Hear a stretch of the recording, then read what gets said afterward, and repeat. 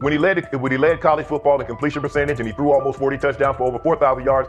How tall was he? Because they make it seem like he shrunk all of a sudden, RC. Oh, how lively was his arm? Because all I know is somebody did that. Somebody threw for over 4,000 yards, somebody threw for almost 40 touchdowns, and somebody led college football in completion percentage. Now, I'm trying to figure out, what I try to figure out all the time, Mel, is how a guy that hadn't played football in almost 5 months. Shannon Sharpe has publicly defended Shedeur Sanders and criticized those questioning him. Sanders has earned higher recognition and some fans are responding negatively. Although there's debate about whether he belongs on a second team list, Sharpe maintains that Sanders' career is clearly ascending. Reactions on social media are mixed. Some users are angry, others are surprised, and a few say they anticipated this result. The conversation remains active. When reports confirmed that Shedeur Sanders had been elevated from second team to near top tier status, Shannon Sharpe issued an emphatic response. He delivered a detailed rebuttal to critics, underscoring why Sanders deserved the promotion and directly challenging those who doubted the decision. I don't think that he was underprepared during these meetings. I don't believe any of these stories that he showed up arrogant and that he was bombing his interviews. I mean, you watch the film, he's on time, he's on point.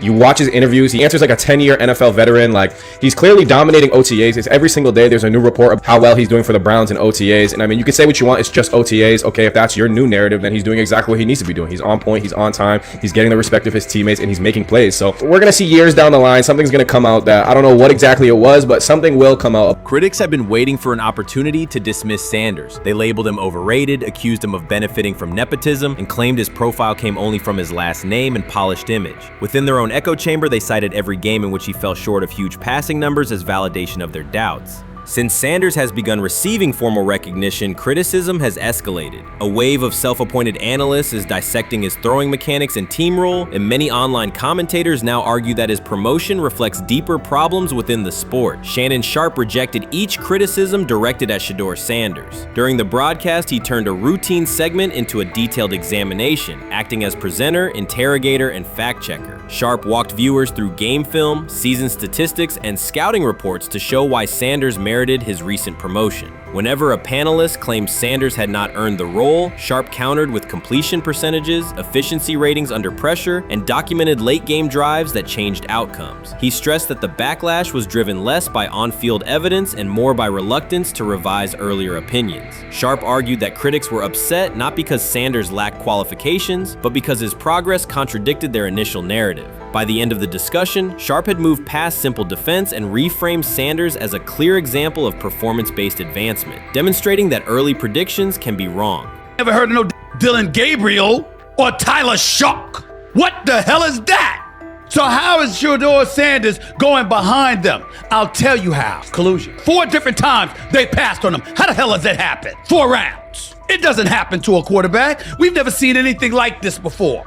Shedeur Sanders with the watch. Shedeur Sanders with his bravado. Shedeur Sanders with this supposed arrogance or whatever. Shedeur Sanders' advancement did not happen by chance. While detractors questioned his resume online, he continued to prepare, attend every practice, and deliver accurate throws under pressure. The contrast between his output and the complaints directed at him has been stark. Some critics even argued the selection committee was, quote, biased toward performance, as if rewarding strong play were improper. Rumors quickly followed. Certain commentators speculated that a public relations push from the Sanders family must have influenced voters, suggesting everything from coordinated media strategies to alleged favors for coaches. None of these theories addresses the basic point. Sanders earned his promotion through consistent production, poise in the pocket, precise ball placement, and efficient decision-making. Shannon Sharpe highlighted these facts during his response. He noted that Sanders' performance metrics justify the recognition and emphasize that resistance to the move stems more from prior prejudice than from substantive evaluation. For Sharpe, the goal was clear: present the data, challenge unfounded claims, and correct the narrative. The discussion therefore became a broader statement about acknowledging merit and abandoning outdated assumption. Colin Cowherd defend college basketball coaches who have gotten a DUI, come to their defense and say they didn't need to be fired, that they deserve a second chance. But Shedeur Sanders drives 40 miles over the speed limit, gets a one-on-one ticket, and Colin Cowherd comes on his show today and says he's out on Shedeur Sanders. He's seen enough. He can't support him anymore. He can't be in the Shedeur Sanders camp. because of the speeding ticket. Shannon Sharpe addressed commentators who portray constant doubt as expertise. Those who discount strong performances with "we'll see" but declare bust after a single mistake. Grab hold of the starting job. Yes, but I don't think we're going to know which one until we get deep into August. Now, I think, we tracked the reps everybody was getting at practice throughout the OTAs and minicamp. But when you talk to people there, they just want to make sure everybody got what they needed. And that, Kenny Pickett, we find out if he has the goods to be the starter. Joe Flacco, they back him off a little bit. He's 40. He may not need as much. The rookies, Shedeur Sanders and Dillon Gabriel, what do they need to learn to make the transition from the college game to the pro game? That's what the spring was about for the Browns quarterbacks. Now, Shedeur Sanders has moved from social media celebrity to on-field standout, and ESPN now lists him among its first-team candidates. Reactions are split. Some fans are impressed while others are skeptical. Whether this reflects Deion Sanders' long-term strategy or simply Shedeur's rapid development, the story is drawing widespread attention. Here's a look at what led to this moment. They never planned on taking him. The problem is, like Ocho Cinco said, you got somebody that has endeared himself to the locker room. And guess what? The difference between him and Tim Tebow, the biggest one, is he can play. He can throw the ball. Tim Tebow running around being an H-back. He can throw the ball.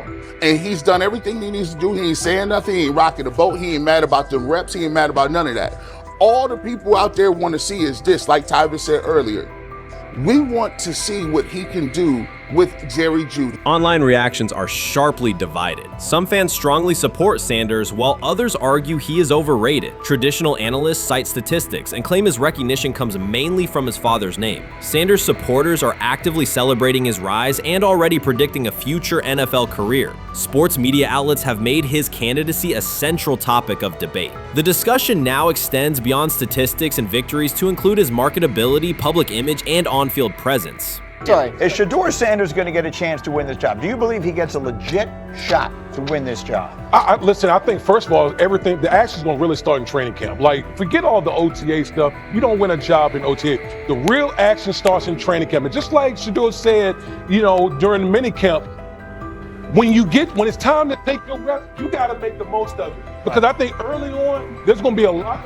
Remember, Joe Flacco didn't hardly practice in OTAs and mini camps because they were giving the young guys. Right. So when he gets his opportunity, he's going to have to make the most of it. Analysts are closely reviewing game footage to evaluate Sanders' decisions and mechanics, while others examine his social media activity to see how he balances content creation with quarterback duty. Shedeur Sanders' placement on ESPN's early first-team list has taken over the college football conversation. Supporters circulate his highlights and argue that his on-field production and leadership justify the honor. Skeptics claim the recognition relies too heavily on his family name and question whether his resume is strong enough for first-team status. Analysts are rewatching game footage to assess his reads, accuracy, and pocket presence, while others examine how he balances a high-profile social media presence with quarterback responsibilities. The debate has pushed other storylines, such as conference realignment and NIL issues, into the background, leaving fans and commentators focused on Sanders' performance, marketability, and overall impact on the sport. I'll keep saying it.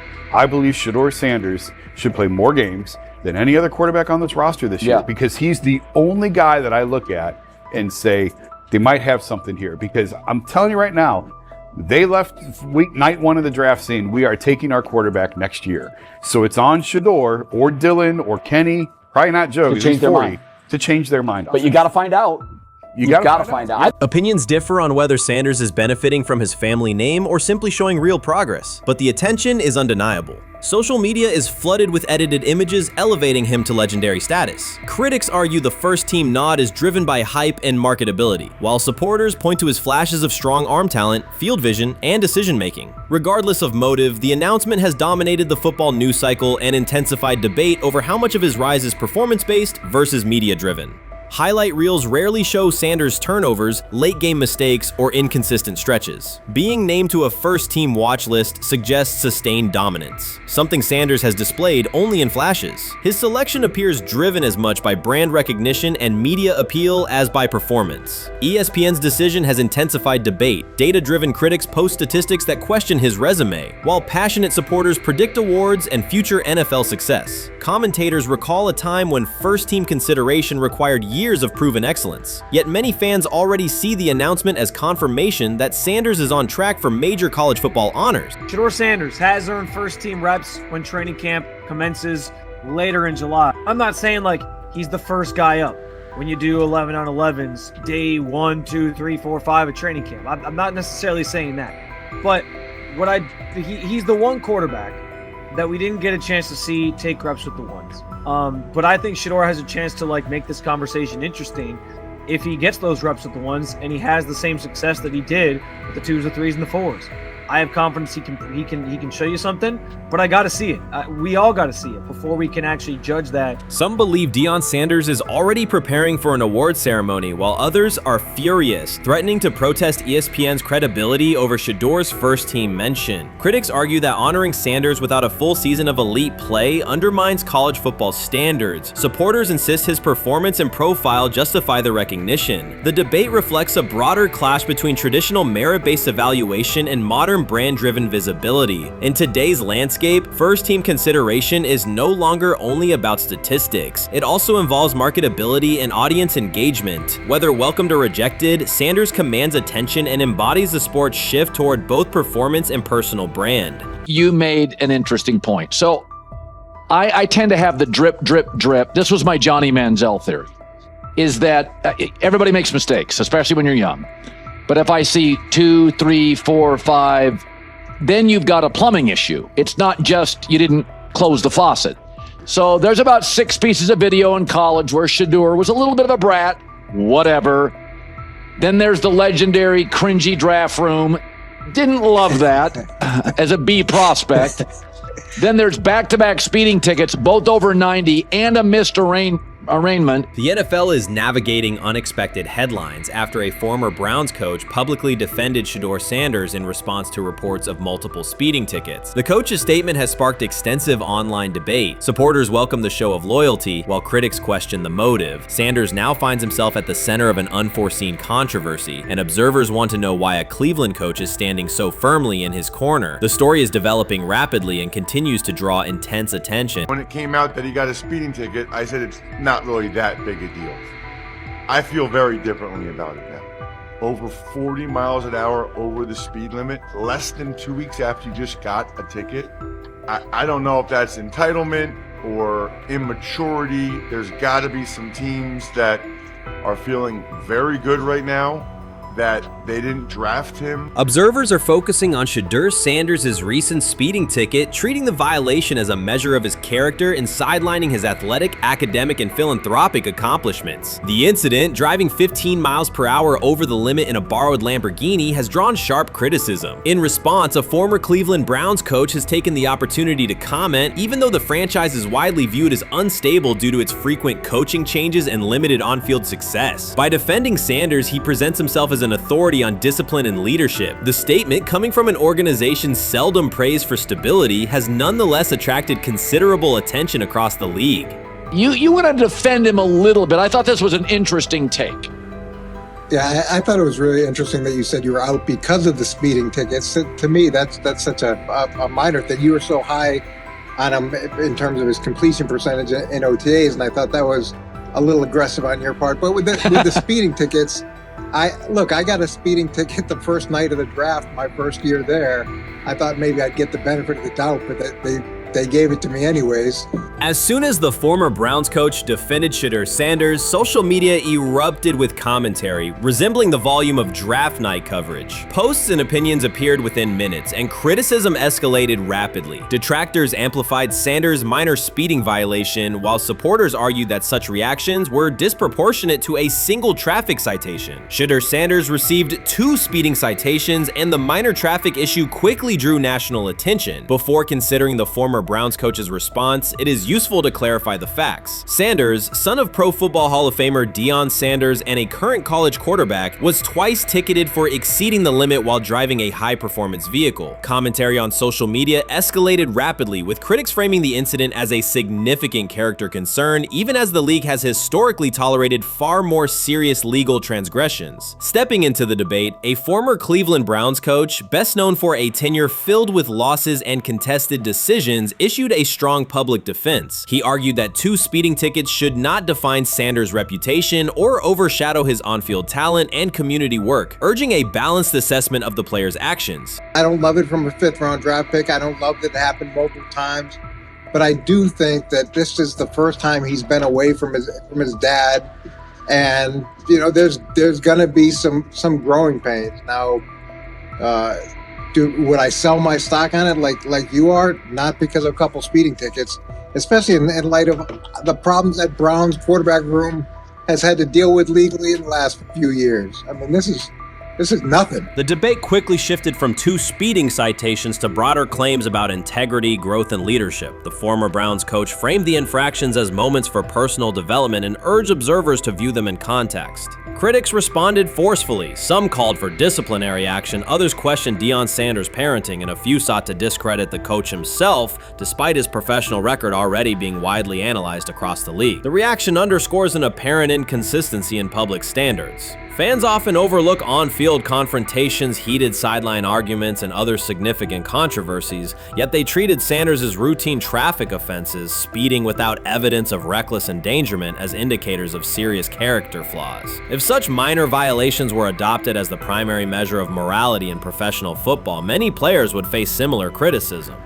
Sports media amplified the story almost immediately. Television panels dissected Shedeur Sanders' decision-making, treating 2 speeding tickets as indicators of deeper character concerns. Networks aired detailed segments under banners such as red flags and road rage, repeatedly questioning whether the citations might affect his draft evaluation. Although Sanders is already regarded as a first-round prospect, analysts emphasize that NFL teams value discipline and legal awareness when forming final assessments. Many commentators overlook the fact that other high-profile players have faced more serious offenses without similar scrutiny. Throughout the coverage, the former Browns coach defended Sanders, portraying him as a talented quarterback subjected to disproportionate criticism in a culture that expects near-perfect conduct. His argument was thorough and methodical, asserting that the traffic violation should not overshadow Sanders' skills, work ethic, or future potential.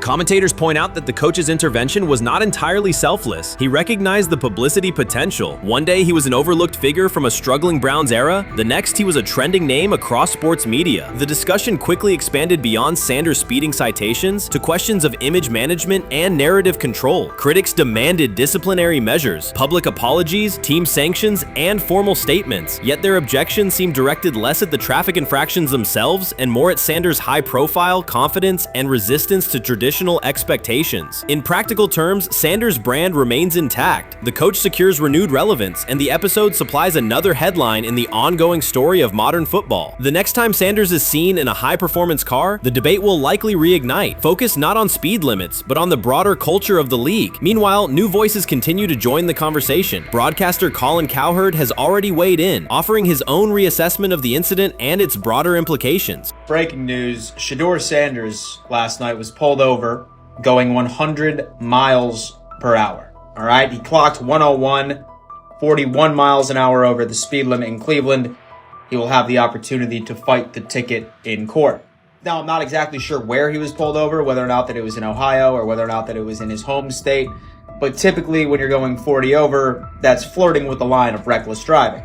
Folks, I gotta tell you, I don't understand what it is with these young men driving at absurd speed. Colin Cowherd's view of Shedeur Sanders shifted abruptly. Days after praising the quarterback's poise and skill, he appeared on air to declare that Sanders is overhyped, unfocused, and distracted by celebrity. The reversal was immediate, without any gradual reconsideration. Cowherd now frames Sanders' 2 speeding tickets as evidence of poor judgment, even though he has defended other quarterbacks facing far more serious off-field issues. The sudden, wholesale withdrawal of support leaves viewers questioning the consistency of Cowherd's criteria and illustrates how quickly media narratives can change when minor incidents receive outsized attention. This is okay. nothing. Okay. How much of this is? I mean, Jimmy Haslam has his hands all over Manziel, has his hands all over Deshaun Watson. Admitted it, man enough to admit it. I saw the reaction in the draft room when they took Shedeur Sanders. It's pretty obvious it wasn't the coach and the GM's pick. How much is this? This team has 8 last place finishes in 13 years owning it. How much of this is we don't have a very good owner here like Washington, D.C. and the Commanders? Yeah, I didn't love the owner stepping in and saying, hey, you got to take this guy in the 5th round.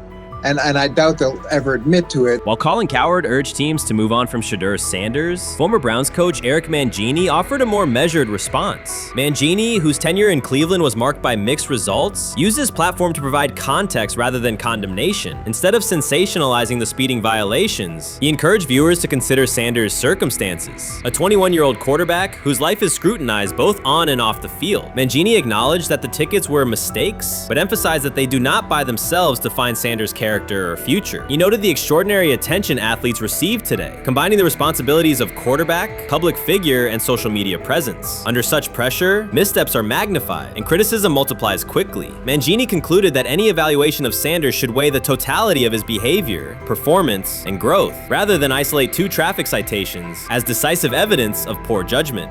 Sometime last week, and then, and I just tweeted that out again this morning, and then today, the Joe Flacco one got posted. So running through this, and then of course we'll still have Dylan will be next, and then Shedeur will come last. As training camp nears, Mary Kay Cabot is providing straightforward analysis of the Cleveland Browns quarterback competition. The starter has not been named, but she has moved away from her earlier skepticism of Shedeur Sanders and now acknowledges his talent and potential. Cabot explained that if Joe Flacco is chosen to start week 1, it will mean he is the most prepared to play immediately. This approach would also give younger quarterbacks such as Kenny Pickett time to adjust, refine their skills, and maximize their potential while Flacco handles the early workload. She added that a Flacco start would not prevent Sanders from earning the position later in the season. The depth chart remains flexible, and Sanders' continued development could put him in line for an opportunity as circumstances evolve. Cabot also noted that Pickett could win the job for week 1, but he must demonstrate he can integrate smoothly with the offense and perform reliably under pressure. The Browns want a leader who can control the huddle, execute plays efficiently, and maintain composure. Pickett's performances in upcoming practices and preseason games will be critical in determining whether he secures the starting role or Sanders ultimately takes the reins as the season progresses. Things like that. It doesn't mean that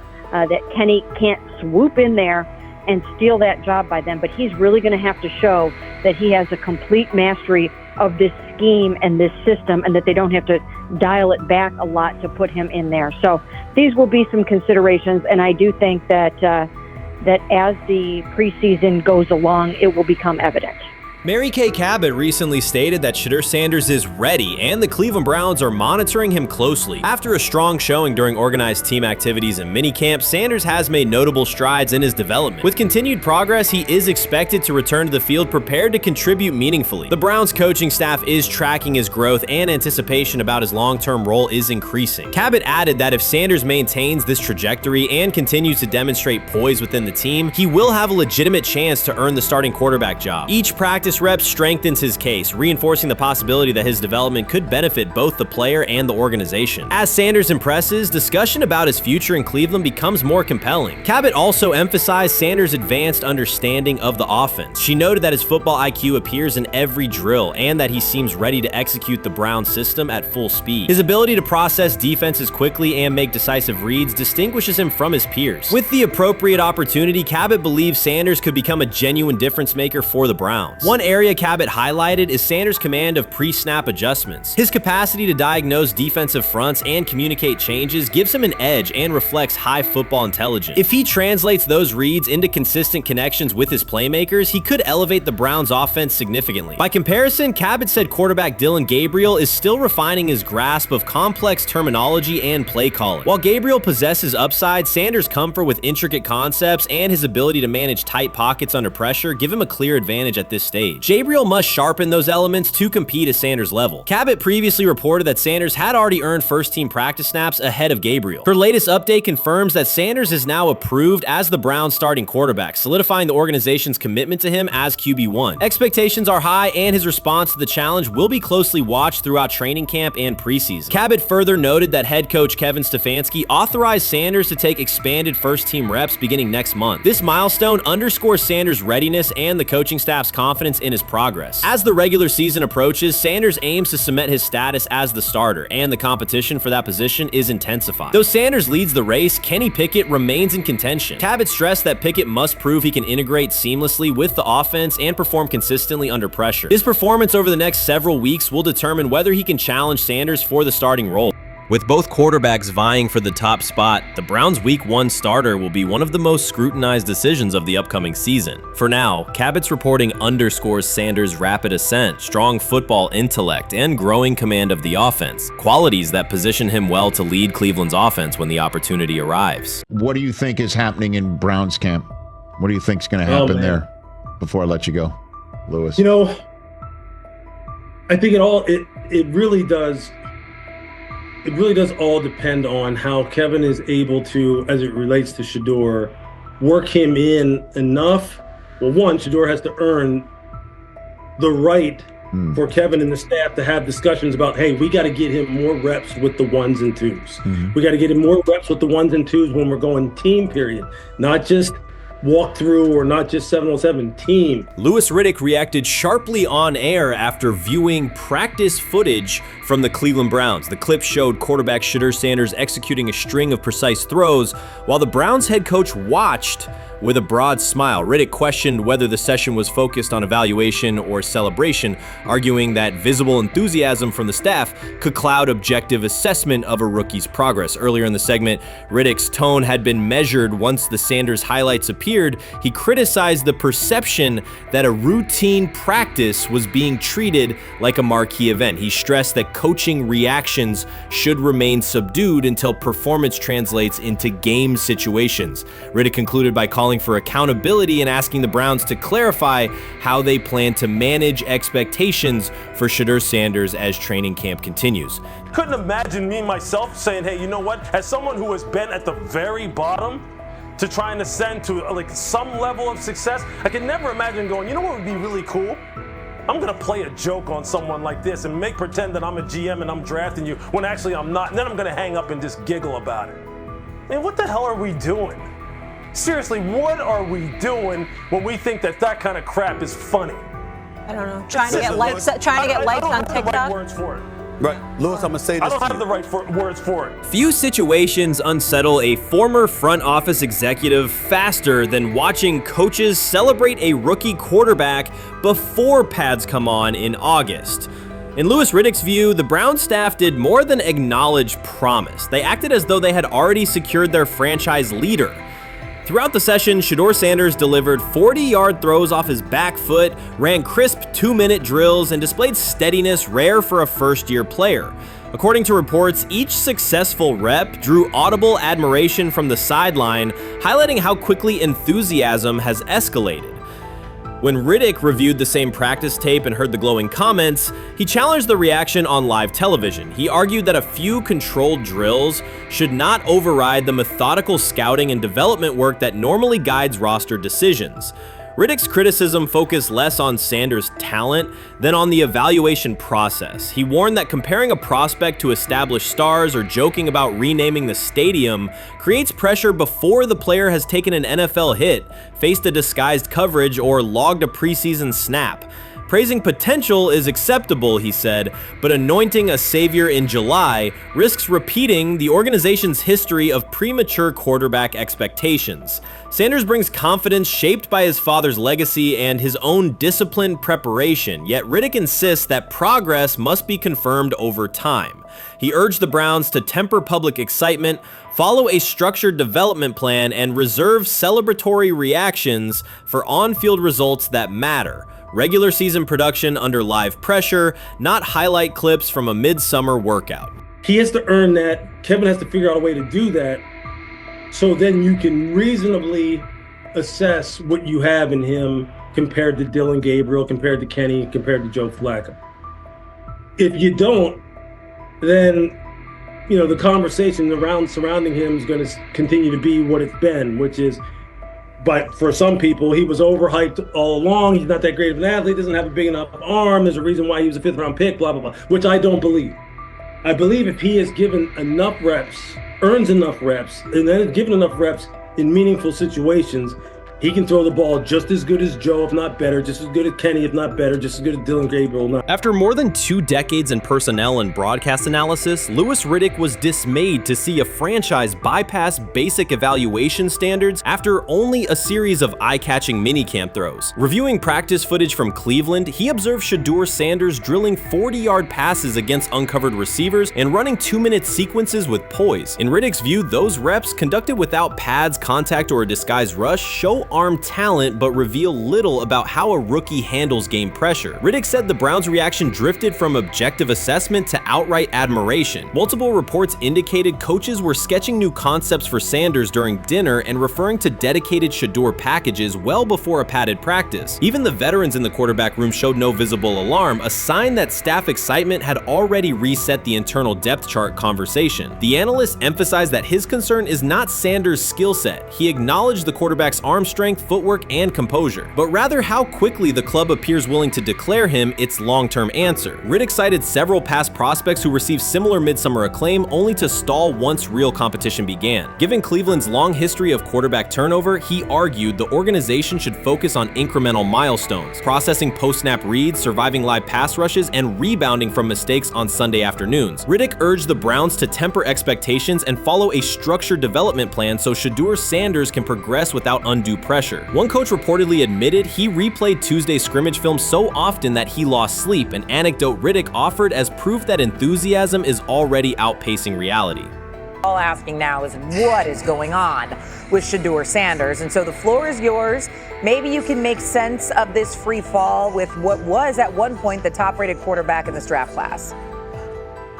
Yeah, Shay, I think at this point in time, this really isn't a football discussion any longer. This is a personal discussion. This is about it's a fit discussion. It's whether or not teams are just comfortable with everything that comes along with Shedeur in terms of who he is as a person, all the people that are surrounding him in terms of his inner circle, and whether or not teams deem that to be something that they're comfortable with. Right or wrong, that's the only conclusion you can really come to at this point. Louis Riddick voiced an escalating concern during the segment. Having witnessed numerous quarterback setbacks in his career, he worries another may be forming. Not because Shedeur Sanders lacks talent, but because the praise around him is growing without restraint. Sanders has simply attended practice, delivered accurate passes, led the huddle, and shown the composure expected of an NFL player. Riddick fears the Browns' reaction, treating routine drills as proof of long-term success, risks setting premature expectations. He cautioned that the organization seems ready to celebrate a franchise savior before Sanders has taken a competitive snap, noting that such early adulation has derailed promising prospects in the past and could impede Sanders' measured development.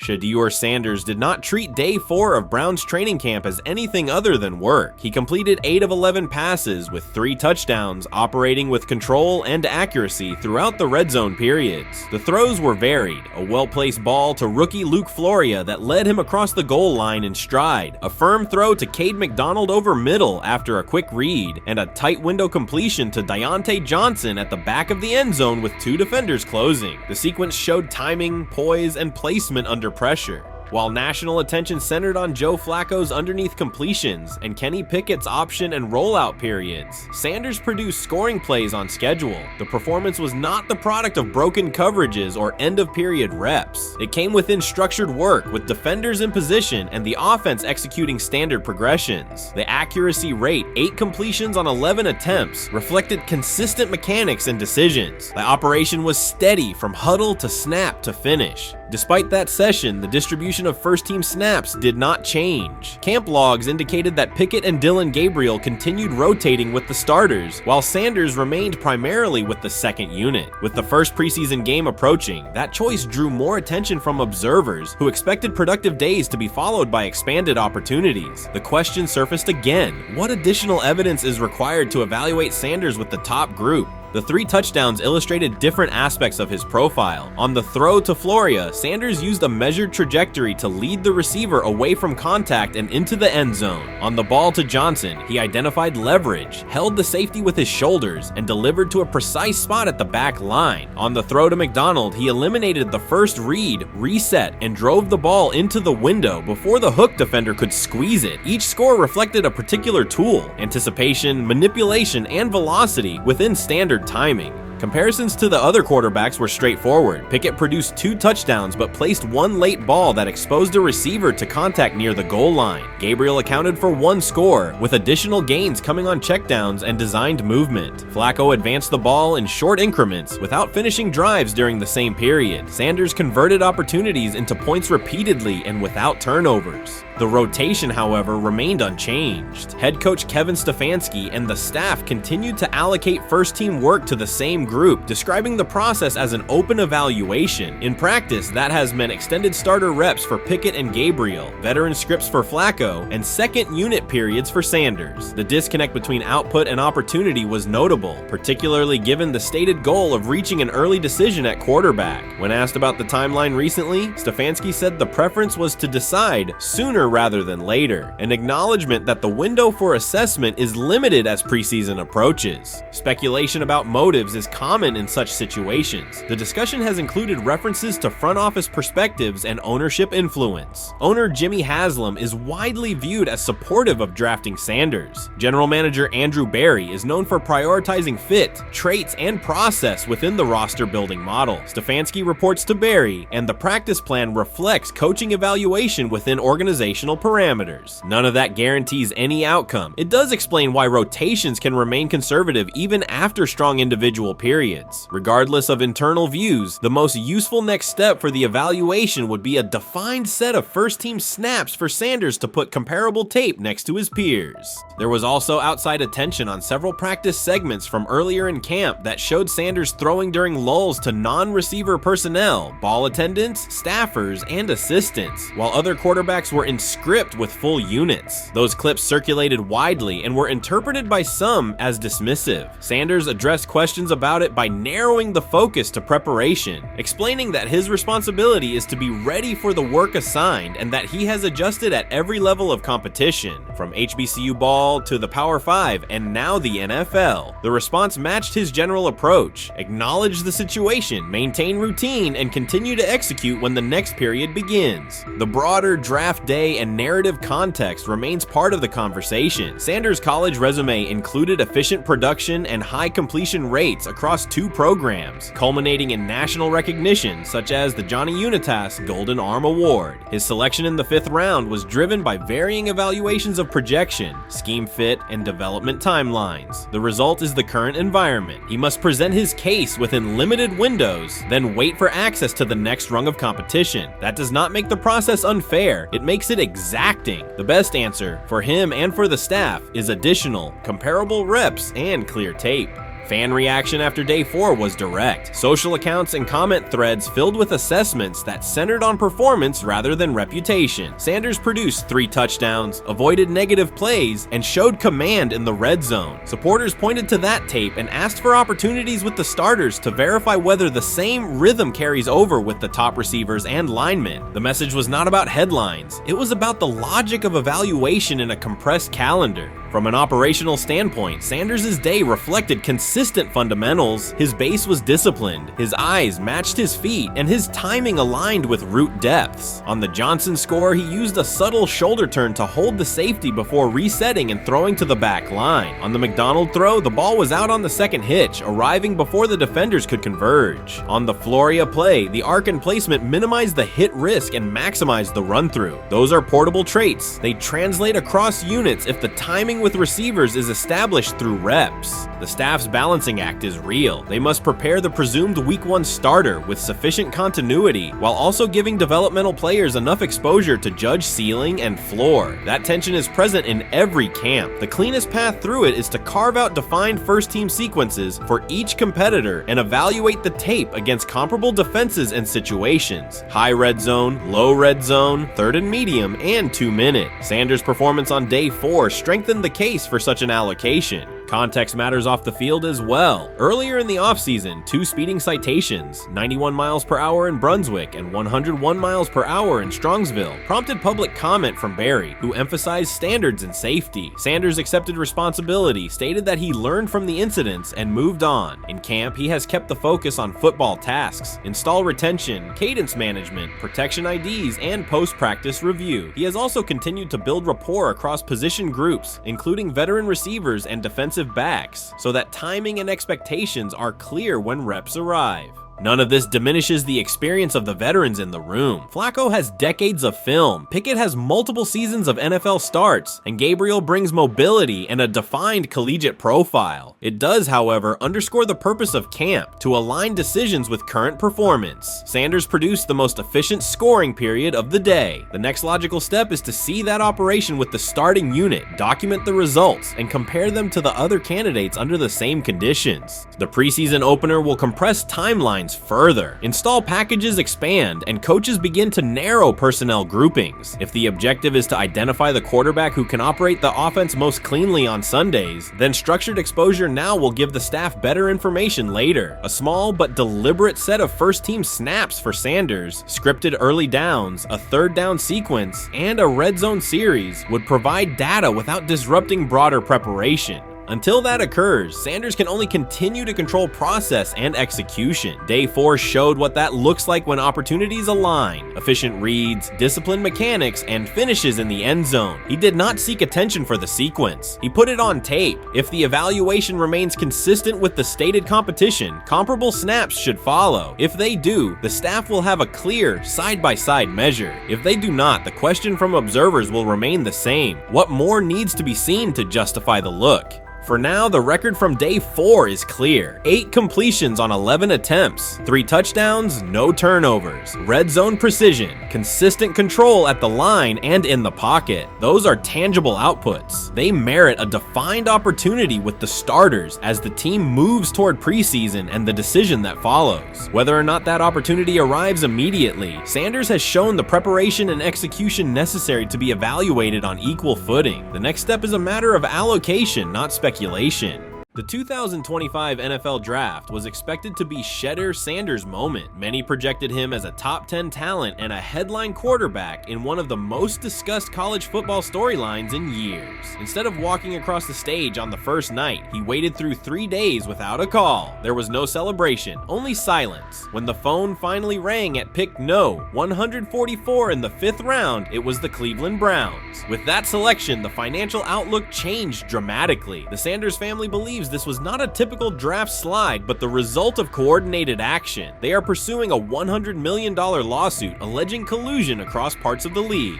In the months before the draft, Sanders was consistently discussed among the top quarterbacks in the class. Television and digital analysts praised his poise, accuracy, leadership, and command. Scouts highlighted a 74.1% completion rate, record-setting stretches at Colorado, and his rise from an HBCU star to a national figure. Consensus expectations placed him in the first round or early second. Draft night unfolded differently. As picks accumulated, there was little indication that his name would be called. The atmosphere at his private gathering shifted from anticipation to doubt. When the Browns selected him late on day 3, projections for his first contract dropped from an estimated range in the mid-$30 million to approximately $4.6 million, with corresponding reductions in likely endorsements and long-term positioning. According to Deion Sanders and others close to the family, this was not about performance, injury, or conduct. They argue it was coordinated. Attorneys were contacted immediately. The allegation is straightforward. Sanders' value was suppressed intentionally. The family's position is that this was a calculated decision within parts of the league, not an isolated set of evaluations. The legal claims focus on communications that, if authenticated, could be significant. Internal emails, text messages, and owner-to-owner conversations. The family's representatives contend that these materials show a deliberate effort to avoid drafting Sanders in early rounds based on perceived image concerns rather than football merit. One message reportedly under review framed the decision in branding terms. Drafting Shedeur would mean inheriting the Prime brand. The complaint asserts that this view led some teams to discourage others from selecting him unless necessary, not for film-based reasons, but to avoid perceived attention and external pressure tied to his family's profile. A related thread involves speculation about team fit and willingness to play for certain franchises. Past public comments by Deion Sanders were interpreted by some as signals of an Eli Manning scenario. The family's view is that these were strategic statements, not ultimatums. They argue that rather than engage in discussion, teams chose a passive approach, no direct rebuttal, reduced contact, and a collective reluctance to invest a premium pick. If phone records and written communications corroborate coordination, these items could become central exhibits. Media tone shifted as the draft neared. Coverage that had emphasized production and leadership began highlighting intangibles, interviews, and perceived coachability. Anonymous sourcing appeared in multiple outlets, with claims that Sanders skipped combine drills out of arrogance, bristled at film critique, or told one club, "Maybe I'm not the guy for you," after a tense session. A widely cited line, "Nobody wants a celebrity backup quarterback," was voiced by Colin Cowherd and circulated as shorthand for risk. The Sanders legal position is that these narratives did not arise organically, but reflected a coordinated leak pattern that undermined his market value. The family's contention is that this was primarily about control and compliance rather than football ability. They point out that Sanders did not fail a drug test, was not suspended, and did not produce poor athletic testing. His college resume included elite stretches and significant program elevation at 2 stops. The legal claim asserts that the league's power structure resisted a high-profile player aligned with a high-profile parent coach and an independent media presence. The allegation is that teams sought to avoid the perceived complexity that would come with selecting him early. The financial impact is a core component of the damages claim. Had Sanders been selected late first or early second round, projected 4-year compensation would likely have fallen between $30 to $35 million, with immediate access to higher tier endorsement opportunities and the brand leverage that accompanies a franchise quarterback designation. As a 5th round pick, the initial contract value is a fraction of that total, and associated off-field opportunities are typically narrower. The suit reportedly seeks not only lost salary, but also the broader economic value linked to draft position, sponsorships, licensing, and the visibility that accelerates an early career trajectory. The filing's scope, as described by sources close to the family, extends beyond the league office. It may involve media outlets, scouting firms, and specific executives if discovery shows coordination or materially false statements that affected value. The argument is that the draft slide harmed not only Shedeur, but also the broader Sanders brand, affecting perceptions of Deion Sanders as a recruiter, coach, and public figure. The family's view is that narrative construction around brand risk and celebrity backup produced a measurable economic and reputational loss. If a court authorizes discovery, the process would likely compel emails, internal draft notes, and message archives from teams and third-party intermediaries. Subpoenas could be served on media organizations for sourcing records related to anonymous quotes. That level of transparency would be unusual and could reveal how information flows during pre-draft periods. The legal theory moves beyond a single player's evaluation to the draft's integrity, whether owners or executives acted in concert to reduce a prospect's value for reasons unrelated to football performance. The league has not publicly addressed these specific allegations. Background comments from executives characterize the claims as overreach. The family's camp maintains they have documentation sufficient to proceed. The comparison points referenced by observers include Deflategate, Spygate, and the Colin Kaepernick grievance, not because the facts are the same, but because of the potential scope, policies, practices, and the balance of power between the league and individuals challenging its processes. Another dimension of the dispute involves how the NFL perceives Deion Sanders, Coach Prime, and the autonomy he promotes. He built a large media footprint around his programs at Jackson State and Colorado, elevated his players' profiles, and spoke openly about fit and leverage. The family contends that this visibility, combined with statements about preferred destinations, triggered resistance. The complaint frames the response as a preference for compliance and predictability over independent branding and public negotiation. The suit also addresses the pre-draft decisions that critics point to, skipping the Senior Bowl, declining full workouts at the NFL Scouting Combine, and candid interviews about team fits. The family characterizes these as strategic choices commonly made by top prospects, not evidence of entitlement. Their view is that similar decisions by other players did not produce the same narrative because those players fit more comfortably within league expectations. The risk calculus is clear. Bringing a suit of this magnitude invites professional consequences. The family acknowledges that some within the league may react negatively. Their position is that the principle at stake, transparent and fair valuation, warrants the risk. The message they intend to send is that manufactured narratives and coordinated devaluation should face scrutiny, particularly when they affect earnings, opportunity, and reputation. If the case advances, several outcomes are possible. The court could find insufficient evidence of coordination, limiting the scope to individual judgments protected as opinion. It could also find enough to proceed to broader discovery, which would have implications beyond one player, including potential changes to how teams document evaluations and how media handle anonymous sourcing close to the draft. Agents might push for reforms, including clearer guardrails around leaks and standardized prospect communication records. For now, Sanders is working within the Browns structure. He has avoided public escalation beyond confirming focus on preparation and development. The lawsuit is a separate track managed by counsel. This dual approach, professional routine on the field and legal action off it, reflects the family's strategy. They intend to contest the process they believe harmed him while meeting club expectations day to day.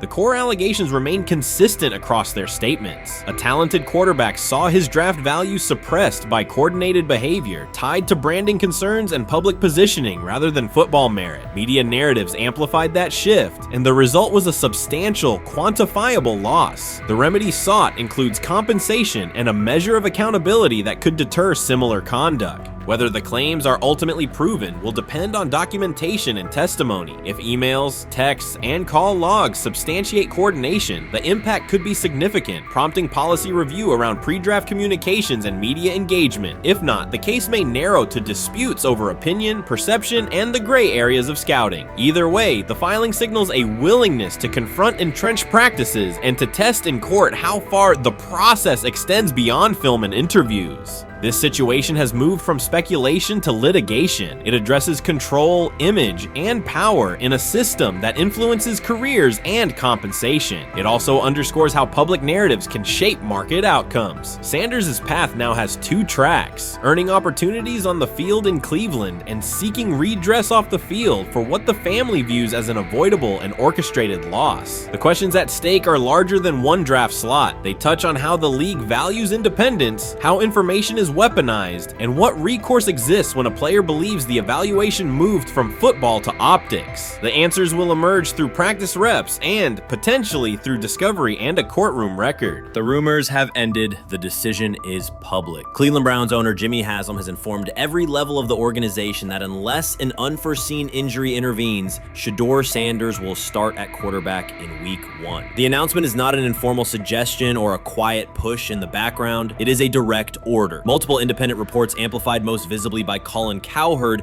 confirm that Haslam delivered the directive himself. From the owner's viewpoint, the logic is simple. No one else on the roster offers the same combination of talent, leadership, and long-term upside. Joe Flacco is approaching the twilight of his career. Kenny Pickett has shown flashes but remains inconsistent. Dylan Gabriel, taken in the 3rd round, is a developmental project. By contrast, Haslam believes Sanders can alter the franchise's trajectory immediately, and he refuses to allow internal hesitation to stall that possibility. The standoff traces back to April. General manager Andrew Berry and head coach Kevin Stefanski entered the draft wanting a low-profile prospect who would fit quietly into the existing depth chart. They prioritized scheme familiarity, modest public attention, and a clear developmental timeline. When the board lined up, they reached for Gabriel in round 3, reasoning that an early investment would justify keeping a rookie on ice behind the veterans. But Sanders continued to slide, first through day 2, then deep into round 5. Haslam watched the names come off the board, convinced the league's bias against Deion Sanders' outspoken son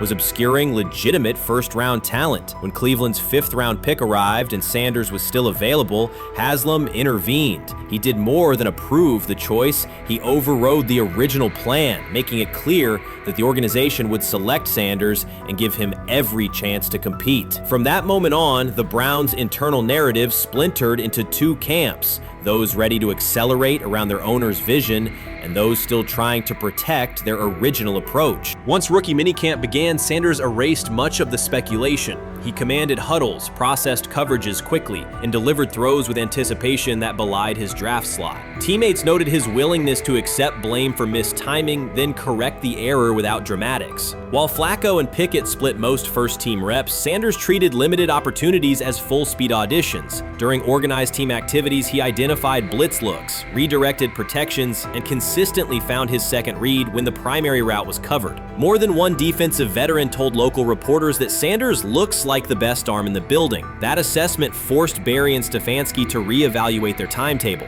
They could no longer label Sanders a long-term project without contradicting on-field evidence. Drafting Gabriel 2 rounds earlier had provided the staff an excuse to slow roll Sanders' ascent. coaches could point to investment cost, meeting room familiarity, and installation comfort to justify Gabriel's snap share. Yet each practice rep in which Sanders outperformed the third rounder weakened that shield.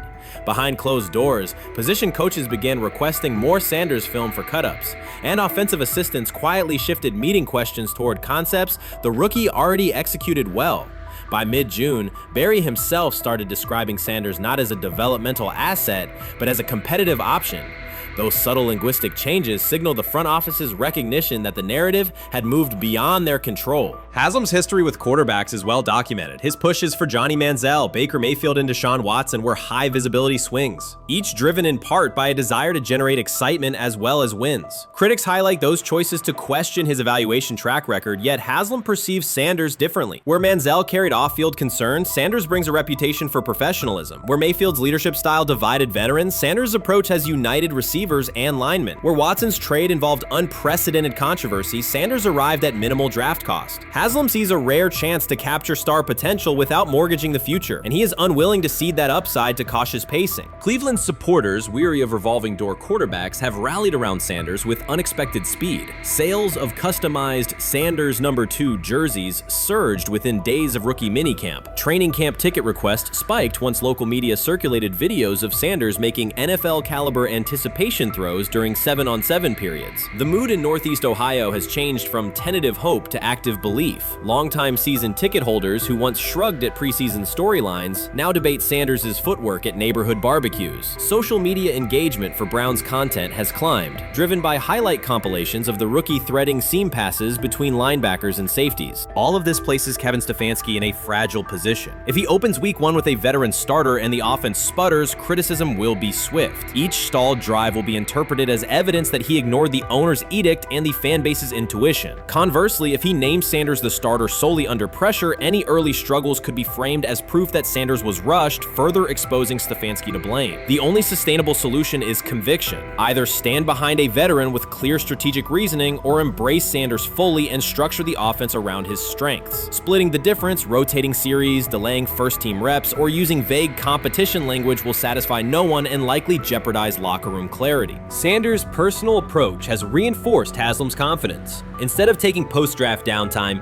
he traveled to Texas to train in full Browns gear at facilities near his father's home. The leaked clip of Sanders executing footwork drills in helmet and pads wasn't a marketing ploy. It was a glimpse into a quarterback visualizing Week 1 live. Team personnel who viewed the footage recognized purposeful rehearsal, cadence calls, pocket movement against simulated pressure, and follow-through adjustments based on imagined rush lanes. Observers asked why a rookie would conduct such intense solo sessions in May. The answer is straightforward. Sanders does not view himself as a developmental pick. He considers himself the starting quarterback of the Cleveland Browns and prepares accordingly. On pure ability, Sanders' arm strength ranks with the league average for starters. His accuracy to the intermediate middle, an area where the Browns' current scheme generates high-leverage completions, has drawn consistent praise from receivers. The primary areas still under review are blitz recognition and live bullets and timing on deep outbreaking routes versus press coverage. Those developmental checkpoints are significant, yet daily practice reps show acceleration. In contrast, Flacco's mobility limits the boot action game that Stefanski installed to help Mayfield early in his tenure. Pickett can extend plays, but struggles to attack tight windows between linebackers and safeties, an essential requirement in Cleveland schematics. Gabriel remains an unknown at NFL speed. Thus, the competitive landscape favors Sanders sooner than the coaching staff originally planned. The franchise now stands at an inflection point. Haslam's mandate, the locker room's growing support, and the fan base's enthusiasm all tilt towards Sanders. The front office's earlier strategy, anchored in patience and quiet development, is increasingly untenable. Barry's shift in messaging indicates grudging alignment, but final authority over the depth chart rests with the coaching staff, unless ownership directly intervenes on game day decisions. A move rare, but not unprecedented in the NFL. Should Stefanski align with the owner and name Sanders the starter before preseason concludes, he can claim proactive vision and tailor the offense through training camp. Should he resist and open with a veteran who falters, he risks rapid loss of credibility and possibly his position. Either path carries pressure, but only one aligns with the momentum sweeping through the building. For 2 decades, the Browns have cycled quarterbacks without securing a stable star. Each new hope, whether draft pick or trade acquisition, has collapsed under injuries, inconsistency, or organizational disarray. The possibility that Sanders could finally anchor the position is not merely a football storyline. It is a potential cultural reset for a fan base defined by resilience. Haslam's insistence reflects that awareness. Cleveland needs a leader who can win on Sundays and project confidence every other day of the week. Sanders has shown he can shoulder expectations without retreating from scrutiny. That trait, more than arm talent alone, is why the owner views him as indispensable. Voluntary workouts transition to mandatory minicamp next week. If Sanders receives a substantial share of first-team snaps, observers will interpret it as the staff's acknowledgement that the competition is tilting decisively.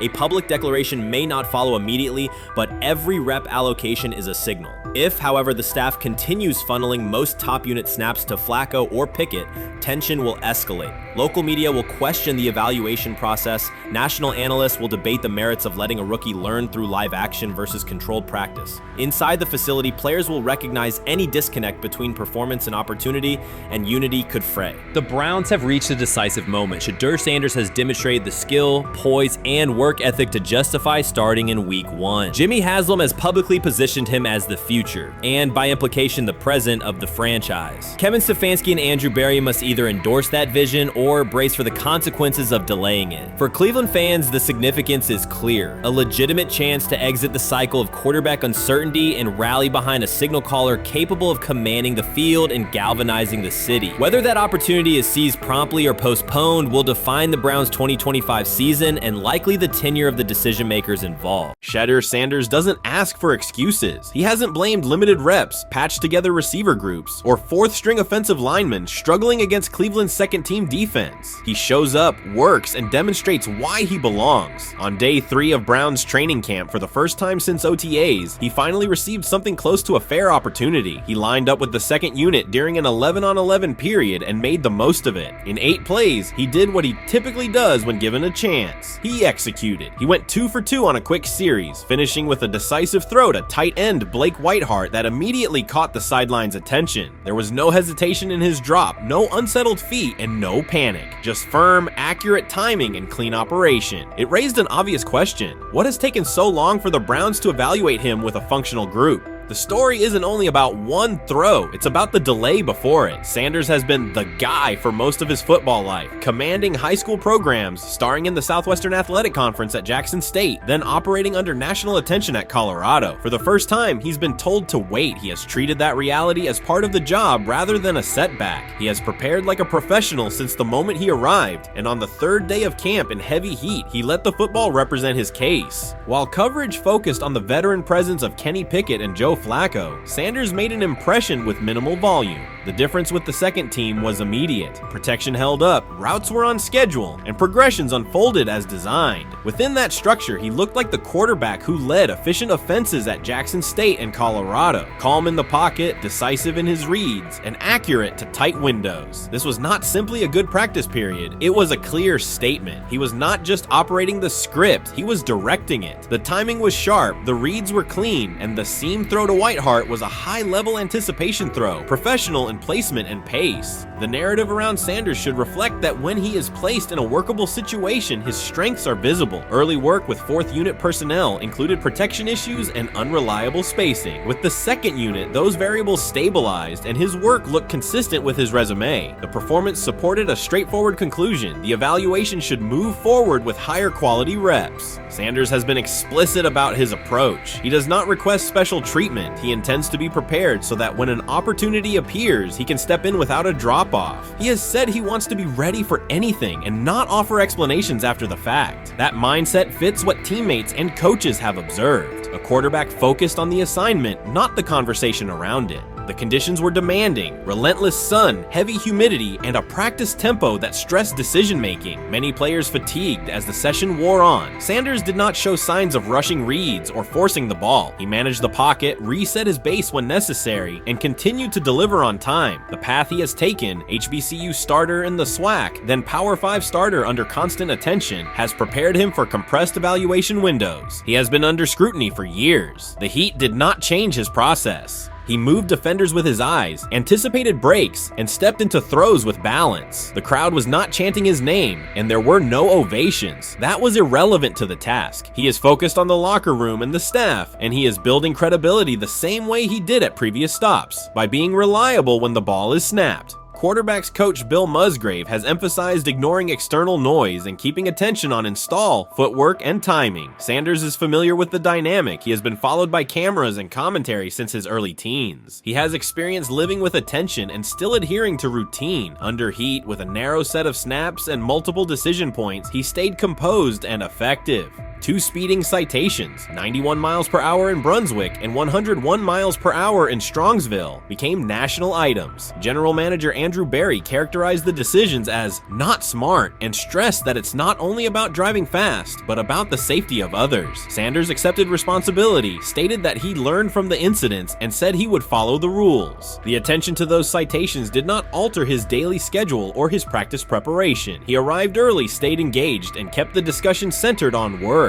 Away from the field, he spent time at Rainbow Terrace in Cleveland after a significant apartment fire, distributing supplies and checking on families affected by the incident. There was no formal media rollout around the visit. It was an instance of direct engagement with the community without publicity attached to it. That reflects the same approach he shows inside the building. Do the work first. Sanders treats each rep as if it might be his last for the day and his only chance to show a specific element on tape. He prepares for protections, cadence variations, route adjustments, and timing with a level of detail that compresses the learning curve. When he is not under center, he studies coverages from the sideline, charts plays, and reviews video before and after practice. He writes down the next day's calls so he can anticipate checks. He has referenced using virtual simulation tools to replicate snaps he does not receive physically. That is not a passive stance. It is an active attempt to reduce the distance between classroom and field. He is building relationships across the roster, not just with projected starters. He communicates with defensive backs to understand what they see and how they react to certain stems. He spends time with offensive linemen to align on cadence and protection calls. He connects with newer players away from the facility so that communication improves in practice. That is practical leadership, consistent, low visibility work that becomes obvious when the ball is snapped and the operation is smooth.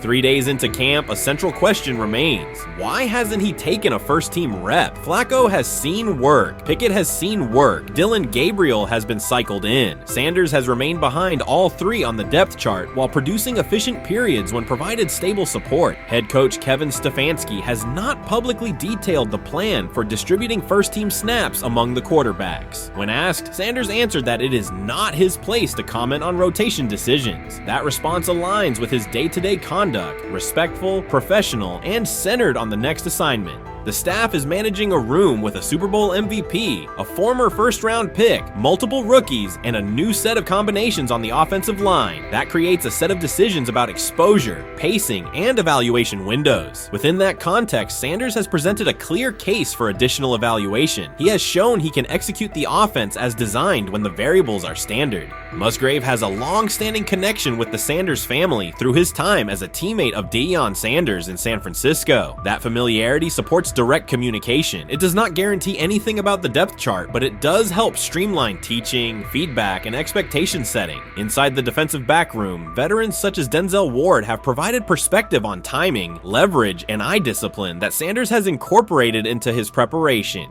He is operating without the immediate family structure that defined his college environment. Away from his brother Shiloh and his father Dayon, he is managing his own housing, nutrition, recovery schedule, and all the smaller tasks that accompany an NFL routine. Those adjustments matter because they influence consistency across a long camp. He has treated those responsibilities as part of the job rather than distractions, which is reflected in a steady daily approach. What he showed on day 3 with the second unit was not a surprise to those who have tracked his prior work. It was a continuation of a profile: efficient sequencing, clear timing, and consistent ball placement when protections and routes hold up.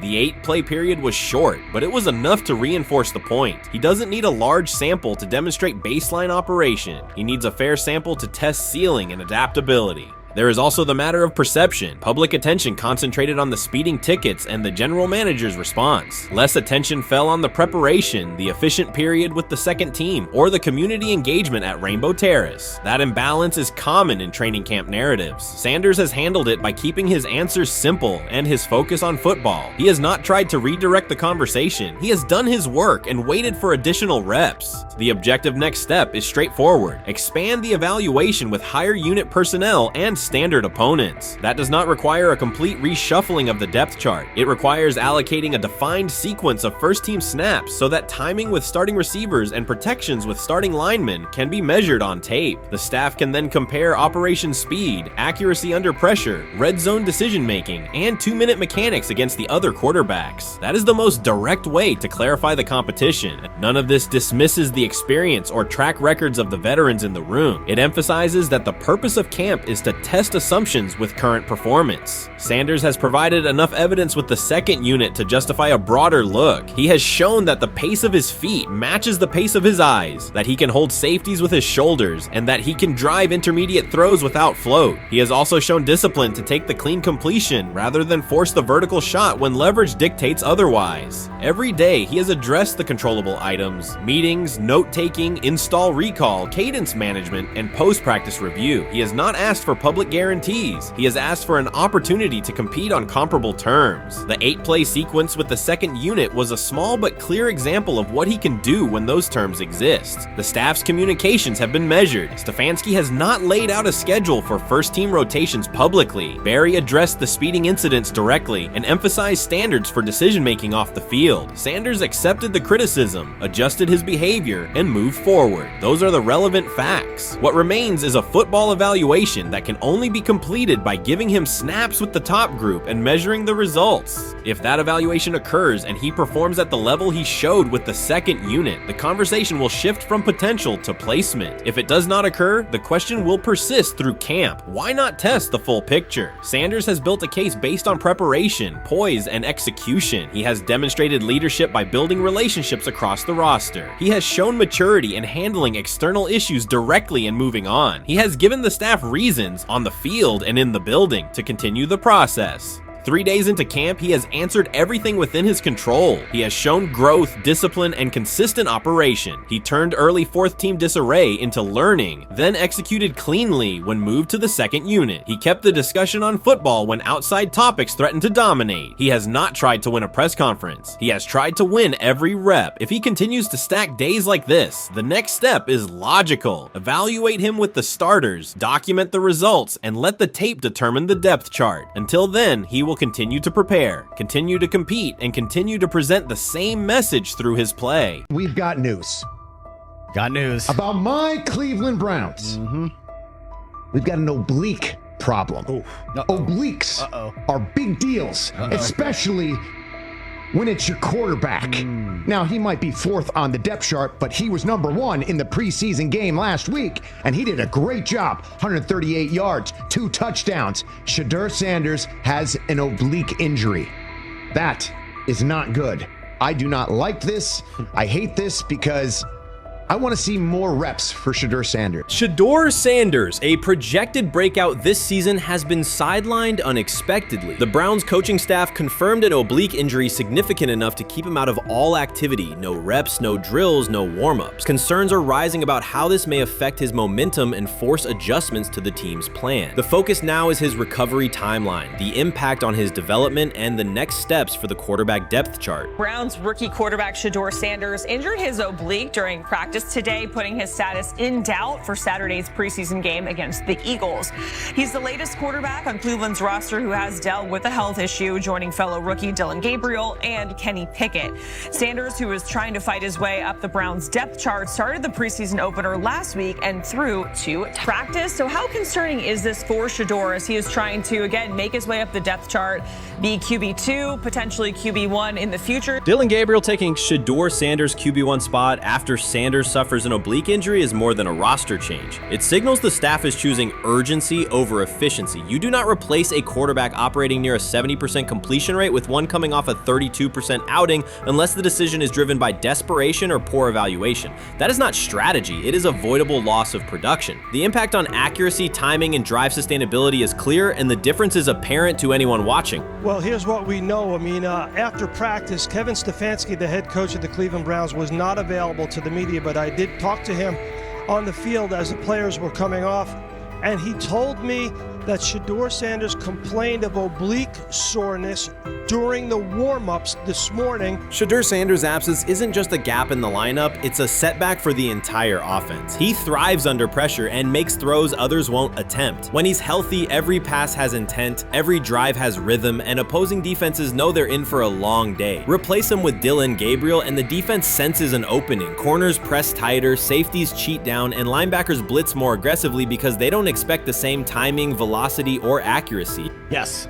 I mean, yeah, I'm a fan. I'm not even going to try to hide it. Rich gets you guys are fans. Like, you guys talk about Cleveland Browns quite a bit. Yeah, it's almost annoying to me. It aggravates people. Like, people don't like the fact that Rich talks a lot about They must love Shedeur. I'm here. But it's like, you know, you have a friend, and that friend's child is following in the family's footsteps. You want them to do well. I don't know why people have such an issue. I know Rich is supposed to be impartial, but it's kind of hard when you have that type of tie to it. But yeah, I'm rooting for Shedeur, man. And Dillon Gabriel's 32% completion rate isn't just poor, it's untenable at this level. A number that low needs no context. It means 2 misses for every completion. Weather, opponent, and play calls are secondary when efficiency is that limited. That output does not sustain drives or keep the full playbook viable, yet he is starting while Shedeur Sanders is sidelined. The contrast is clear. Sanders brings accuracy, timing, and command. Gabriel's recent performance reflects inconsistency and missed opportunities. Choosing Gabriel under these circumstances reduces offensive reliability and invites defensive pressure. It is a decision that sacrifices efficiency and field position. So it'll be interesting to see what happens with Dillon Gabriel, but to the Shedeur Sanders point, it is unfortunate because I thought he was gaining some momentum. I know the practice that they had before they left for Philly, Daniel Oyefusi reported that he actually took the most reps of all of the quarterbacks. And that was the first time that had happened. It was the first time that he had went ahead of Dillon Gabriel, practicing with the twos, etc. So, like, coming off that stout performance against the Carolina Panthers, he was gaining momentum. If this were a clean evaluation, there would be no debate. Shedeur Sanders is the clear choice. He's accurate, composed, and consistent with a track record of high-level production. Dillon Gabriel remains a question mark, and not the kind that stresses defense. He's the kind that makes coaches consider leaning on the run to limit risk and protect field position. The reality is that injuries create openings for players who haven't earned them. Gabriel has stepped into QB1 while Sanders is out, but that reflects circumstance, not superiority. We don't know the severity of this oblique injury and whether it will even keep him out of Saturday's game against the Eagles. As for moving up the depth chart, I'm the Browns preseason sideline reporter. I was there Friday night when he burst onto the stage and set the NFL world buzzing. And yes, his demeanor was tremendous. His poise was tremendous. He did the things that were asked of him. But at the end of the day, he wasn't actually asked to do all that much. The real concern is how this could attach to Shedeur Sanders' reputation. The NFL is unforgiving about availability. An oblique injury for a quarterback isn't minor. It affects mechanics, torque, and timing. Even with a strong return, the injury-prone label can linger. For the Cleveland Browns, or any team seeking stability under center, that perception is toxic. Teams don't want a player they fear won't make it through October. That's the risk. Talent doesn't always overcome league politics. Once questions about durability start, they rarely fade. They surface in contract terms, roster decisions, and sideline evaluations. So Shedeur Sanders is injured again? If you were following along on social media today for the Browns' first joint practice in Philadelphia against the Eagles, wow, you were in for a tumultuous ride. I mean, all the reporters, both Browns and Eagles reporters, were pretty much flabbergasted at the fact that Shedeur Sanders was taking 0 team reps during the day, and even Tyler Huntley was getting team reps instead of Shedeur. And then it came out, obviously, everybody's speculating. There's people calling for Kevin's jobs. And before I go any further, I don't blame anybody. ever. Meanwhile, Dillon Gabriel's number should be sidelining him, not elevating him. A 32% completion rate isn't a dip, it's a warning sign that points to issues with field vision, timing, and receiver cohesion. That's the quarterback taking snaps while Shedeur Sanders is out. Put their work side by side and the gap is obvious. Sanders shows consistent placement, timing, and footwork that reflect high-level execution. Gabriel's recent output introduces variability that shrinks the call sheet and stalls drives. You can't claim the priority is winning while starting a quarterback who isn't reliably delivering routine completions. Fans recognize it, receivers lose confidence and tempo when targets are off, the offensive line's urgency fades when protection doesn't translate into productive throws, team belief in the quarterback is fragile, and once it erodes, a season can come apart quickly. We could be looking at, 3/4 of Snoop and maybe 1/4 of Dillon Gabriel. Not really exciting for the fans. Of course, it would be nice to see what Dillon looks like. Did spend third-round capital on him. If you're Dillon Gabriel and you're a rookie, is not you be want to get healed. You want the reps. You want to take these reps. So what do you do to prepare yourself and get ready? Because, man, when rookies get injured, it's like these reps are so valuable. Yeah, sets them back a lot. We do have some video here. Mike Garafolo had some video of Jalen Hurts kind of helping Shedeur use his cart to get off the field here. Shedeur Sanders changes the entire equation. His presence under center keeps defenses honest, keeps teammates engaged, and expands the coaching staff's options. You can call vertical shots, open the playbook, and control the game's tempo. Dillon Gabriel limits that. With him, the playbook narrows, drives stall, and the defense ends up on the field too long trying to compensate. The Cleveland Browns are not in a position to gamble at quarterback. This is a franchise with a difficult history at the position. With Gabriel, the issues are visible from the stands. A 32% completion rate won't jump to 60% with a few extra reps. If anything, it will decline as defenses present looks they would not risk against Shedeur. And that's the core issue. Shedeur Sanders at 80% is still a better quarterback than Dillon Gabriel at his best. That isn't exaggeration, it's the numbers. If Sanders is a 70% passer when healthy, even a drop to 60% keeps him well ahead of where Gabriel is now. Yet the team is rolling with the quarterback who isn't delivering routine completions. Every week Sanders is out, his hold on QB1 loosens. That's the hard truth. The longer Gabriel stays in the role, the more coaches cite continuity and chemistry to cover what's happening on the field. Every throw and every drive has to be a statement, not just to win, but to erase any notion that Gabriel is a legitimate alternative. In the NFL, QB1 isn't handed back because you used to be the best option. You have to take it. Started off with some positive news for Shedeur, and then it kind of just went left real quick. Shedeur got the news early on that if Dillon Gabriel couldn't go, he would get his second straight start in the Saturday preseason game against the Philadelphia Eagles. And then he went on to injure his oblique. For the fans who don't know exactly what part of the body the oblique is at and what that injury is and how it can impact the quarterback, can you explain to them what is an oblique injury?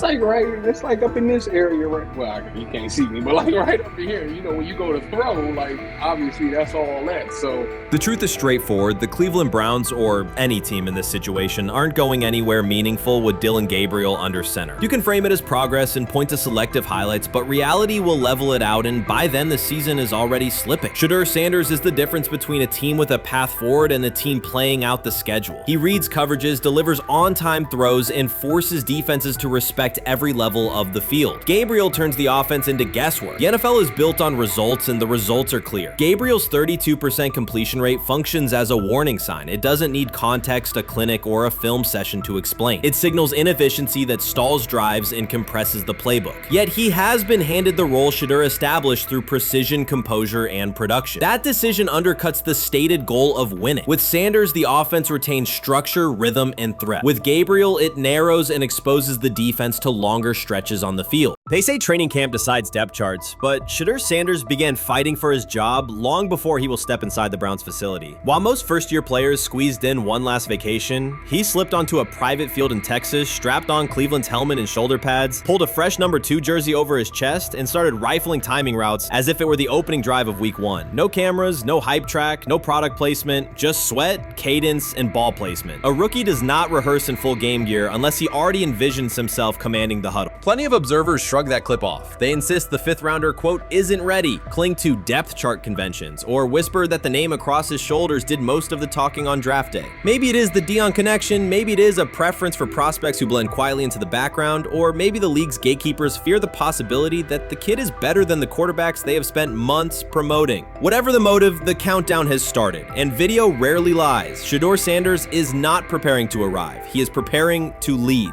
Footage of a 22-year-old quarterback running live reps in July should dominate highlight loops, but it barely registers on national outlets. Why? It ruins the tidy narrative. The easy storyline paints Shedeur as a pampered legacy prospect banking on his father's fame. Yet the tape shows something different. A rookie drenched in afternoon heat, drilling footwork, calling protections, and imagining cover 2 rotation before the first official meeting ever takes place. Elite mental prep looks boring on social feeds. It looks devastating when the season starts. Walk into Cleveland's quarterback room and you step into politics, not simply competition. Joe Flacco, a Super Bowl MVP in decline, carries institutional trust. Kenny Pickett, rescued from Pittsburgh's reset, carries hometown intrigue. Dillon Gabriel, the third-round system fit, carries draft capital the staff must justify. And then there's Shedeur, the lightning rod whose presence alone spotlights every bias in the evaluation process. Coaches frame it neatly. Rookies must wait their turn. The truth is less polite. Practice snaps are currency. Perception is elastic, and early allocations already favor Pickett and Flacco. It is the oldest playbook in the league. Lock vets into the headline roles before pads even crack. Then let repetition shape reality. Sanders refuses to cooperate. He is not a fourth-string camp arm. He has engineered game-winning drives under national scrutiny, operated against live blitz looks most prospects never face, and more than any quarterback in the room, documented his own off-season obsession. No social media rollout, no brand consultant, just pads, cleats, and an unlit practice field. If his last name were Smith, pundits would label him the sleeper of camp. Instead, politics trails every throw. Training camp rotations expose organizational intent. Beat writer Fred Greetham already reports that Pickett and Flacco will open with first-team reps when veterans report July 23rd. Gabriel grabs the developmental snaps, leaving Sanders the leftovers. That isn't performance-based, it's narrative-safe. Gabriel doesn't threaten hierarchy, Sanders bends gravity. Watch the details. Does Shedeur steal 11-on-11 snaps with the twos? Does he run red zone installs or 2-minute drills? If he does, coaches are admitting he is forcing his way in. If he doesn't, they are postponing the inevitable. Either way, the private field reps have sharpened his timing and condensed his release. He is not hoping for an opportunity, he is prepared to seize one the instant it appears. Cleveland's joint practices amplify that tension. First come live periods against the Panthers, then sessions with the champion Eagles. Those reps belong to the starters, so Flacco and Pickett will absorb most of Carolina's disguised pressure and Philadelphia's exotic fronts. Sanders' proving ground will be the preseason opener on August 8th. Under the stadium lights, he will get entire series, real reads, pockets collapsing for real. If his command mirrors the footage from Texas, coaches will have to answer why he never saw earlier work.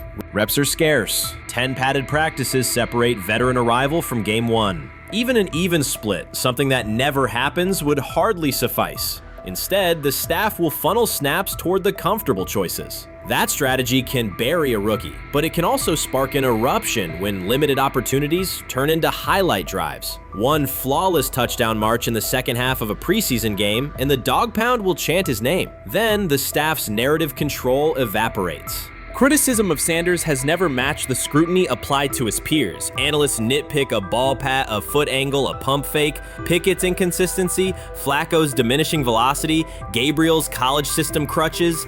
Discuss politely, if at all. With Shedeur, the critiques arrive as coded doubts. Does he rely on the family brand?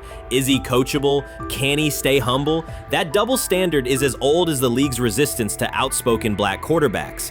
Add Deion's unapologetic persona, and each Sanders rep becomes a referendum on establishment comfort levels. Shedeur answers not with rebuttals, but with work. Work captured in silent footage more deafening than any debate show monologue. Quarterback drama masks broader roster cracks. The Browns receiver group is crowded yet unproven. The safety room failed to create turnovers a year ago. Interior defensive linemen are still rehabbing, and the offensive line must retool on the fly. Which quarterback can navigate that turbulence? Flacco's pocket mobility is limited. Pickett's confidence remains fragile. Gabriel is months away from processing NFL disguises. Sanders, forged by perpetual doubt, offers poise under chaos and meticulous preparation, a combination this franchise has lacked since, well, almost forever. Forget politics, depth chart etiquette, and recycled sound bites about developmental timelines. The only metric that counts now is who did the work. Sanders pounding through full gear scripts in late June is not vanity, it's vision. While the league sleeps, he refines his drop steps. While media speculate, he rehearses third down checks. He has already decided what he is. The organization must decide if it can recognize it in time. The preseason will provide the answer. Live bullets, real blitzes, stadium noise. When those throws leave his hand under pressure, no one will discuss ball pats or surnames. They will ask how a quarterback this prepared slipped to round 5. And if the performance matches the preparation, excuses about lack of reps will dissolve. It will be production against perception, and Shedeur Sanders has been producing where no one could see. Ready is the wrong word. He has been ready. Chris Carter's televised assessment of Shedeur Sanders triggered immediate pushback from Cleveland fans, local media, and even several Browns veterans. Carter dismissed Sanders, a 5th-round pick, as unprepared to start and framed the growing interest around him as purely a byproduct of surname recognition. Since that segment aired, practice reports have told a very different story. Observers inside the Browns facility describe a rookie quarterback who is closing the gap on Kenny Pickett and Dillon Gabriel with surprising speed. Sanders first turned heads in rookie minicamp by directing the huddle with a calm that belied his inexperience. Position coaches reported that he rarely repeated mental errors during installation periods, a trait they rank highly when grading young quarterbacks. In organized team activities, he showed consistent timing on intermediate routes, kept turnover numbers low in 7-on-7 periods, and demonstrated early command of Kevin Stefanski's protection calls. That steady execution earned him a handful of first-team snaps, reps that would ordinarily have belonged to Pickett by default.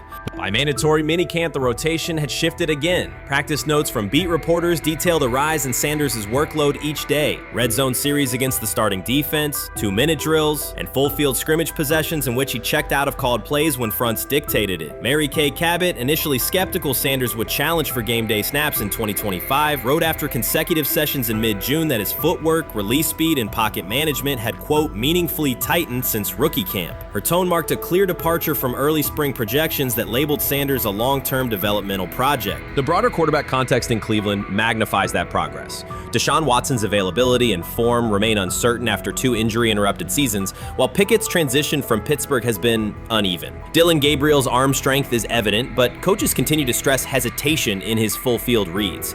Against that backdrop, Sanders' quick decision-making and mechanical efficiency have begun to look less like a pleasant surprise and more like the roster's most reliable short-term plan. Inside the locker room, acceptance has followed performance. Wide receivers cite Sanders' ball placement on outbreaking routes, noting that the ball routinely arrives on the upfield shoulder, a small but essential detail that allows for yards after the catch. Offensive linemen appreciate his pocket awareness. Joel Bitonio remarked privately that Sanders slides up instead of bailing when edge pressure flashes. Defensive backs say his eye discipline forces them to hold coverage longer than they expected against a rookie. Such cross-positional respect develops only when day-to-day tape shows tangible improvement. The reaction to Carter's critique highlights a recurring double standard applied to young black quarterbacks. Traits celebrated as swagger or confidence in other players were labeled arrogance when associated with Sanders, yet the quarterback himself has not responded publicly. There have been no subtle social media jabs, no mention of critics and interviews, only repeated references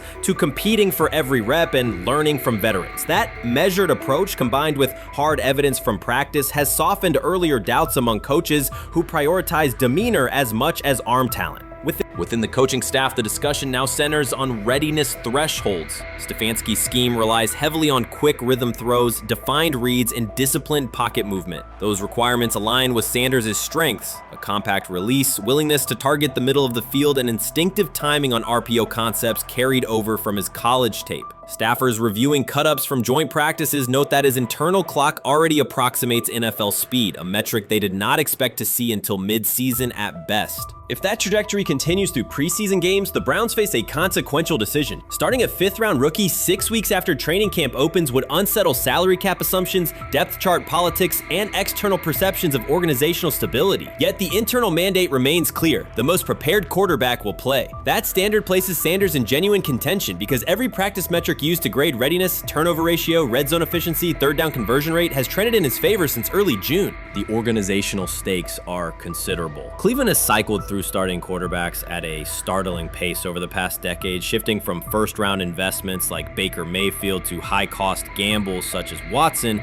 each move packaged as the long-awaited solution. A rookie chosen outside the first 100 picks ascending to the top of the depth chart would challenge long-held league assumptions about draft pedigree and opportunity. It would also validate the evaluation philosophy that prioritized Sanders' intangibles, processing speed, leadership presence, over conventional arm strength thresholds that pushed him down the draft board. Carter's televised remarks now sit awkwardly alongside daily updates from Berea. His critique relied on pre-draft labels and the presumption that a late-round passer with a famous father would need a redshirt year. Practice film contradicts that stance. Sanders checks protections at the line, manipulates safeties with shoulder fakes, and has reduced turnover-worthy throws and full-speed sessions to single digits. Statistics normally cited for veteran backups, not rookies. The longer that evidence accumulates, the more Carter's comments appear rooted in legacy bias rather than objective performance review. None of this guarantees Sanders will open the season under center. Preseason defenses test quarterbacks in ways practice cannot. Defensive coordinators will disguise pressure and boundary rotation to force late decisions. Sanders must show he can adjust protections and exploit mismatches without the benefit of a controlled environment. Yet within the Browns facility, the conversation has shifted from if he will be ready to when. Quiet confidence from Amari Cooper and other veterans suggests they believe Sanders can steady an offense searching for consistency more than highlight reel heroics. Sanders' rise also affects long-term roster calculus. If he earns the job and performs competently, Cleveland gains starter-level production on a cost-controlled rookie contract, freeing cap space allocated to other positions. That scenario could reshape roster-building strategy in a division featuring Joe Burrow and Lamar Jackson, quarterbacks whose contracts consume significant percentages of team payroll. A capable, low-cost starter would allow the Browns to reinforce their offensive line and secondary while retaining core veterans, a competitive advantage few teams enjoy.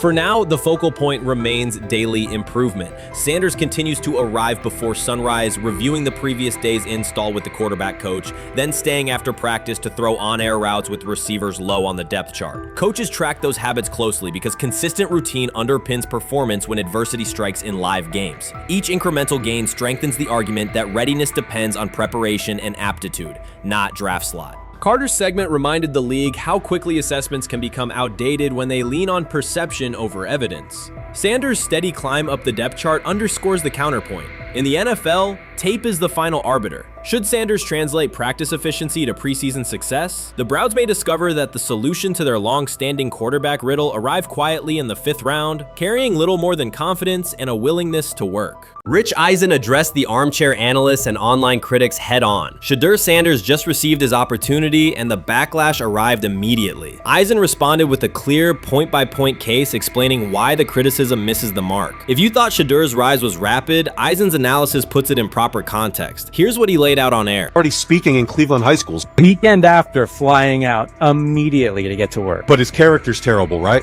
You know, and listen, oh, he interviewed bad, you know. According to who? The New York Giants? No offense, Bert. The same New York Giants that gave Daniel Jones a huge contract and let Saquon Barkley out the door, that's the intel we're trusting here? That was for him to celebrate. He just made, I mean, look, he put in work in college. He had the privilege of being coached by his father, which we all would love and choose. Turned around not one but 2 programs in college football, and then literally for any athlete, being drafted at the highest level is a success story in itself. Rich Eisen delivered a direct response to the critics. He addressed the online claims reducing Shedeur Sanders to Deion Sanders' son instead of evaluating him as a quarterback on merit. Eisen challenged those assumptions and refocused the discussion on performance, preparation, and opportunity. Say Kenny Pickett had strained his hamstring. Shedeur, they say his first day in pads, 9 for 9, 2 touchdowns, no interceptions. Really was just hating on this young guy. Within minutes, Rich Eisen delivered a structured breakdown, addressing each claim with evidence and dismantling weak narratives through clear analysis. He replaced speculation with data and kept the focus on what matters: decision-making, accuracy, leadership, preparation, and game management. The reality is simple. Shedeur Sanders was not given this opportunity. He earned it through performance and consistency against real competition. He accepted the role, met the standard, and handled the moment with professionalism and urgency. No shortcuts, no favors, just results and readiness. Eisen's point was direct. Evaluate Shedeur on his work, not assumptions, and acknowledge that he has justified the opportunity on the field. I've done it at 2 locations already. So it's simple. So that's why when people say I'm not, one of the top quarterbacks or the top quarterback, is what are y'all going based off of? Because I did it year after year after year, and you see the progression. So it's like, obviously, it got to be some type of external hate that you have for the family, for the last name, for anything, because I know I proved myself. While many were still debating whether he was NFL ready, Shedeur Sanders stepped onto the practice field and operated like a clear QB1, setting protections, controlling tempo, and executing the plan. The narrative that he is just flash, media attention, or his father's influence does not hold up against his work in installs, progressions, and situational drills. What he showed was composure, efficiency, and command of the offense. He processed quickly, protected the football, and delivered on-time throws, demonstrating preparation and control. I'm a firm believer. If I wanted Shedeur Sanders at 2, at worst at 33, of course I already think that he's better than the other quarterbacks. Because that's the type of talent, that's where I would have picked him at. And if he was at 2 or 33, and he still had this same exact skill set, we would be talking about him starting and playing. Right. Well, there'd only be 3 quarterbacks. It'd be 3 quarterbacks, not 4. 4, yeah. But since he moved to the 5th round, that's cool. They might have to go along with it. But to me, I think if you ask who got the best tools, I'm going with Shedeur Sanders. From the first day of camp, he was not there to get by. He arrived to lead. There was no hesitation in installs, no lapses in fundamentals, just precise timing, clean footwork, and consistent velocity to every level of the field. He managed protections, controlled cadence, and delivered in situational work, showing command rather than learning on the fly. The approach was efficient and disciplined, with attention to detail and progressions and ball placement that reflected preparation, not improvisation. At the same time, Rich Eisen addressed the narrative directly and backed it with evidence. He laid out clips, context, and performance markers to cut through speculation. Eisen emphasized that Shedeur Sanders did not step into this moment because of publicity. He built toward it through sustained work, resilience, and results. The background, media readiness, high football IQ, and a professional approach was developed over years, not days, and it translated to immediate operational control of the offense. The resistance came from familiar places. Some in the traditional guard still framed mobile quarterbacks as limited and expected the nepotism label to define him. That view did not hold up against what was on the field. Composure under pressure, secure decision-making, accurate throws into tight windows, and consistent execution in red zone and 2-minute sequences. Eisen's point was clear. Evaluate Shedeur Sanders on performance and readiness. The evidence shows he earned the opportunity and is meeting the standard with accountability and consistency. Yeah, teams didn't draft him because they didn't think he was first-round talent. And the quote we played and that's on the screen, I think is flatly wrong. We all know this shouldn't have happened. Yes, it should have. It should have happened because this wasn't. Now, again, teams can be wrong. The league as a whole can be wrong. Hell, the Baltimore Ravens drafted a 25-year-old tight end before they drafted Lamar Jackson in the same draft. The die is not cast on who Shedeur Sanders. He stated it plainly. This is not a celebrity appearance. This is a quarterback with pocket presence, leadership, and decision-making that stands on its own. You either show it or you settle into a backup role. Shedeur Sanders is not auditioning. He is establishing himself as the starter. When the opportunity arrived, whether through injury, trade, or depth chart changes, Shedeur was prepared and delivered. He did not hesitate. He executed the offense and finished drives. As others tried to catch up to what they were seeing, Rich Eisen reinforced the same message he has been repeating. Evaluate the work. Camp reports have been consistently positive, but the important shift is how the performance is being received. Casual attendees who came to observe left talking about Shedeur's command and poise. Detailed observers focused on his pre-snap reads, protection checks, and audibles, highlighting the mechanics, timing, and ball placement that support efficient, controlled play. You first, when you take a look at both of these QBs, who had the most impressive start so far in the preseason? Well, to me, it was Shedeur. I didn't see any interceptions when he was out there. Didn't see anything like that. I mean, don't get me wrong. I don't think Dillon Gabriel did a bad job. I was impressed with the brother, but I'm going to go with Shedeur. You know, the pressure was on him. The spotlight was on him. Stephen A. Smith didn't just call out Dillon Gabriel. He held him accountable and made him rethink his comments. The moment Dillon Gabriel spoke and went after Shedeur Sanders, it wasn't a minor slip. He crossed the line and stepped directly into Stephen A. Smith's wheelhouse. And Smith answered with a clear, direct response that left no room for misinterpretation. The comparisons were emanating from the media more so than anybody else. And that's what I think, that's exactly who I think he was directing his comments towards. Having said that, Dillon Gabriel, respectfully, it was stupid. A very dumb comment to make. First of all, let me tell you something right now.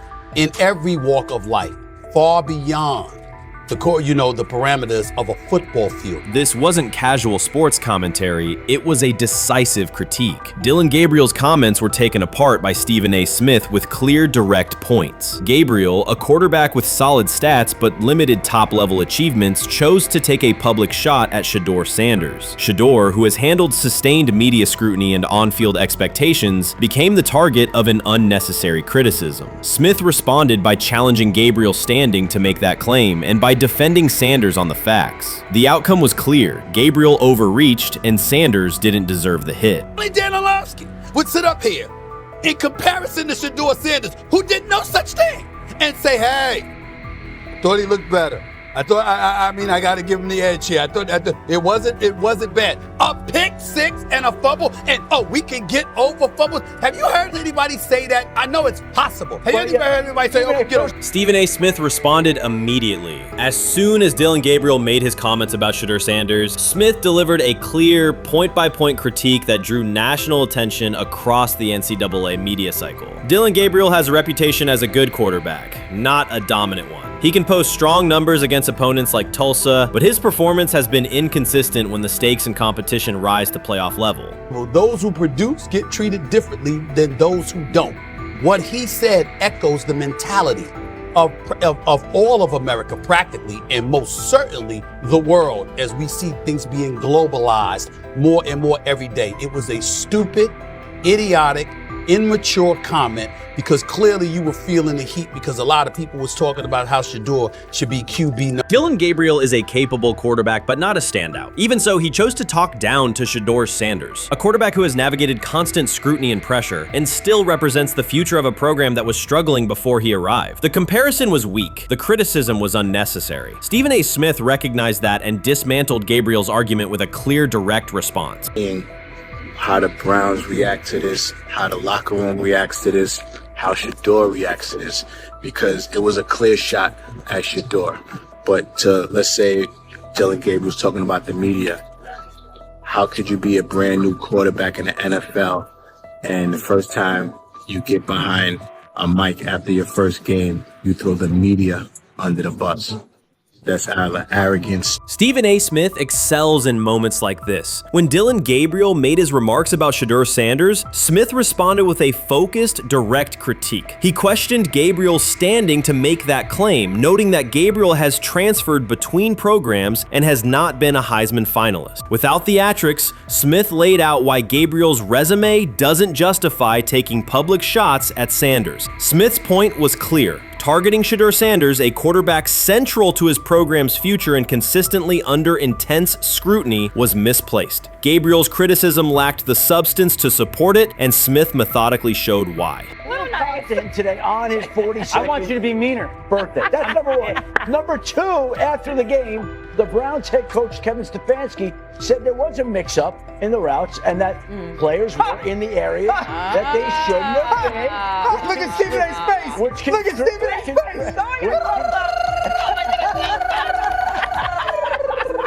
Look at his face. Stephen A. Oh my Lord. The strength of Stephen A. Smith's response was that he didn't just address Gabriel's remarks. He challenged the image around him. Dillon Gabriel often presents himself as an overlooked contender ready to surprise. But the reality is that his profile hasn't commanded broad attention. It's a clear reminder that not every opinion carries equal weight. In defending Shedeur Sanders, Stephen A. was direct and precise. Shedeur isn't just a quarterback. He is Deion Sanders' son, which subjects him to scrutiny far beyond anything Gabriel has faced. Even under that pressure, Shedeur has maintained his composure, shown confidence, and delivered in key moments that helped revive a program many had written off. Stupidity or all of it. I thought it was a clear shot at Shedeur due to the fact that his Oregon coach threw a shot at Coach Prime and Shedeur during their meeting at Colorado last year. But you know what? The cream rises to the top. Let's see what happens this week. I see a lot of the media talking about they think it was about the media and not about Shedeur. And I think that's a chess move. For Dillon Gabriel to take shots at Shedeur Sanders was a miscalculation. Stephen A. Smith made the mismatch clear. Gabriel's attempt to shame Sanders was unnecessary and counterproductive. You don't target Deion Sanders' son when Deion has turned Colorado into primetime television. It underscored that Dillon Gabriel has often played with a chip on his shoulder because the spotlight hasn't followed him. He has been around long enough to compile numbers but not to earn broad respect. That's why going after Shedeur was misguided. Sanders, despite ups and downs, drives headlines. Gabriel's most notable headlines have been his transfers. Stephen A. Smith pressed that point without hesitation, challenging Gabriel's standing and leaving his argument looking like a forced throw that turns into a pick six. You know what? Still needs to thank me a little bit more for that restaurant I treated him and his family to, because it was big time, and stop embarrassing me by going places and trying to use coupons. That's how pathetic he is. The point is that a pick six and a fumble is usually considered a bad day. Stephen A. Smith didn't need to raise his voice to make the point. He presented Dillon Gabriel as a player whose talk outpaces his resume and defended Shedeur Sanders with clear comparisons. That's why he called Gabriel out so directly. The comparison wasn't just unfair, it was forced. Now look at Gabriel's record. The numbers are solid and he can win against average defenses, but the resume lacks defining markers. There's no sustained Heisman contention, no late season surge that reshaped the national picture, and no postseason moment that cements a legacy. The track record reflects steady production, not top-tier impact. That's the gap Smith underscored. Gabriel's criticism of Shedeur Sanders wasn't supported by what he has accomplished, while Sanders continues to carry a program under constant scrutiny. Let's see some of them step up and make some plays out there. Ain't no way. Gabriel Ain't no way. He's not built like that. No way. And this one is picked off and going back the other way. Oh my God, why did he stop playing? Now it's a foot race. And that is that. They told me bust out my AP, perfect timing. H-shot, we about to get legendary. Shedeur star the next game, baby. Shout out Dillon though, you know what I'm saying? Bro, I love you, my heart. What am I bigger than cheese, bro? You know what I'm saying? But Shedeur got it. Shedeur Sanders is a national brand who draws viewers for both performance and result. Dillon Gabriel's attempt to diminish him read as resentment. And Stephen A. Smith called out the insecurity and lack of awareness directly. Colorado under Deion Sanders is prime time, and Shedeur sits at the center of that spotlight. If Gabriel expected the sports world to agree while he took a shot at Shedeur, he misread the moment. Smith dismantled the argument and questioned the credibility behind it. Gabriel will move on. He'll keep playing, give interviews, and have fans, but this exchange will trail his media profile as a reminder of a misstep. It's a clear example of a resume that doesn't justify taking public aim at a quarterback carrying that level of scrutiny and responsibility. For the Cleveland Browns preseason game today is that the way that some white folks watched Shedeur Sanders last week is the way that some black folks were watching Dillon Gabriel today. And it's not Dillon Gabriel for Dillon Gabriel's sake. Most folks will have a problem with Dillon Gabriel. It's what he represents, which is the disrespect of a black person for no other apparent reason than they are a confident black person. Dillon Gabriel thought he was aiming up. Instead, he was placed back among quarterbacks who are good but not great. Stephen A. Smith made the central point. Dillon Gabriel doesn't shape the conversation. Sports are about narrative as much as numbers, and Gabriel's story doesn't move the culture, while Shedeur Sanders does. Smith highlighted that contrast clearly. By the end, Gabriel's credibility had taken a measurable hit. The critique was decisive and sent a broader message to any player considering public shots at Shedeur Sanders. If you step into that debate, you will be held to a higher standard and your resume will be tested. Dillon Gabriel learned that the hard way. I view things as I got time. I got time to be able to grow and mature, you know, and be able to understand the ins and outs of the defenses and be able to get the good insight from the vets in the room. So I look at it as, you know, a plus. And whenever, you know, it's time for me to play. Shedeur Sanders rolled into Browns camp and instantly made the whole practice feel like a recess pickup game. NFL vets suddenly looked like they'd forgotten the playbook and were just trying to keep up. With that being said, I see some balls coming out of Shedeur Sanders at that game, and I'm like,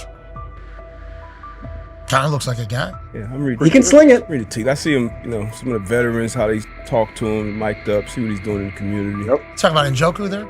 Njoku, Mike Napier. You once you see, you know, different little interactions and things like that, we know I know he has the talent. We'll see. It'll be a competition that usually brings the best out of guys, especially young guys. So I'm interested to see how that quarterback situation. Right after Shedeur Sanders tightened his cleats and the Browns settled in for what they figured was a routine camp day, the whole vibe tilted sideways. No blazing comet, no UFO touching down at midfield, just a swagger-charged quarterback striding in like he'd crashed the wrong league and thought, yeah, I'll stick around around and run this show. The Browns had no clue what storm was rolling in. You'd expect an NFL team to do a quick scout, maybe pull up a highlight reel or two, but nope.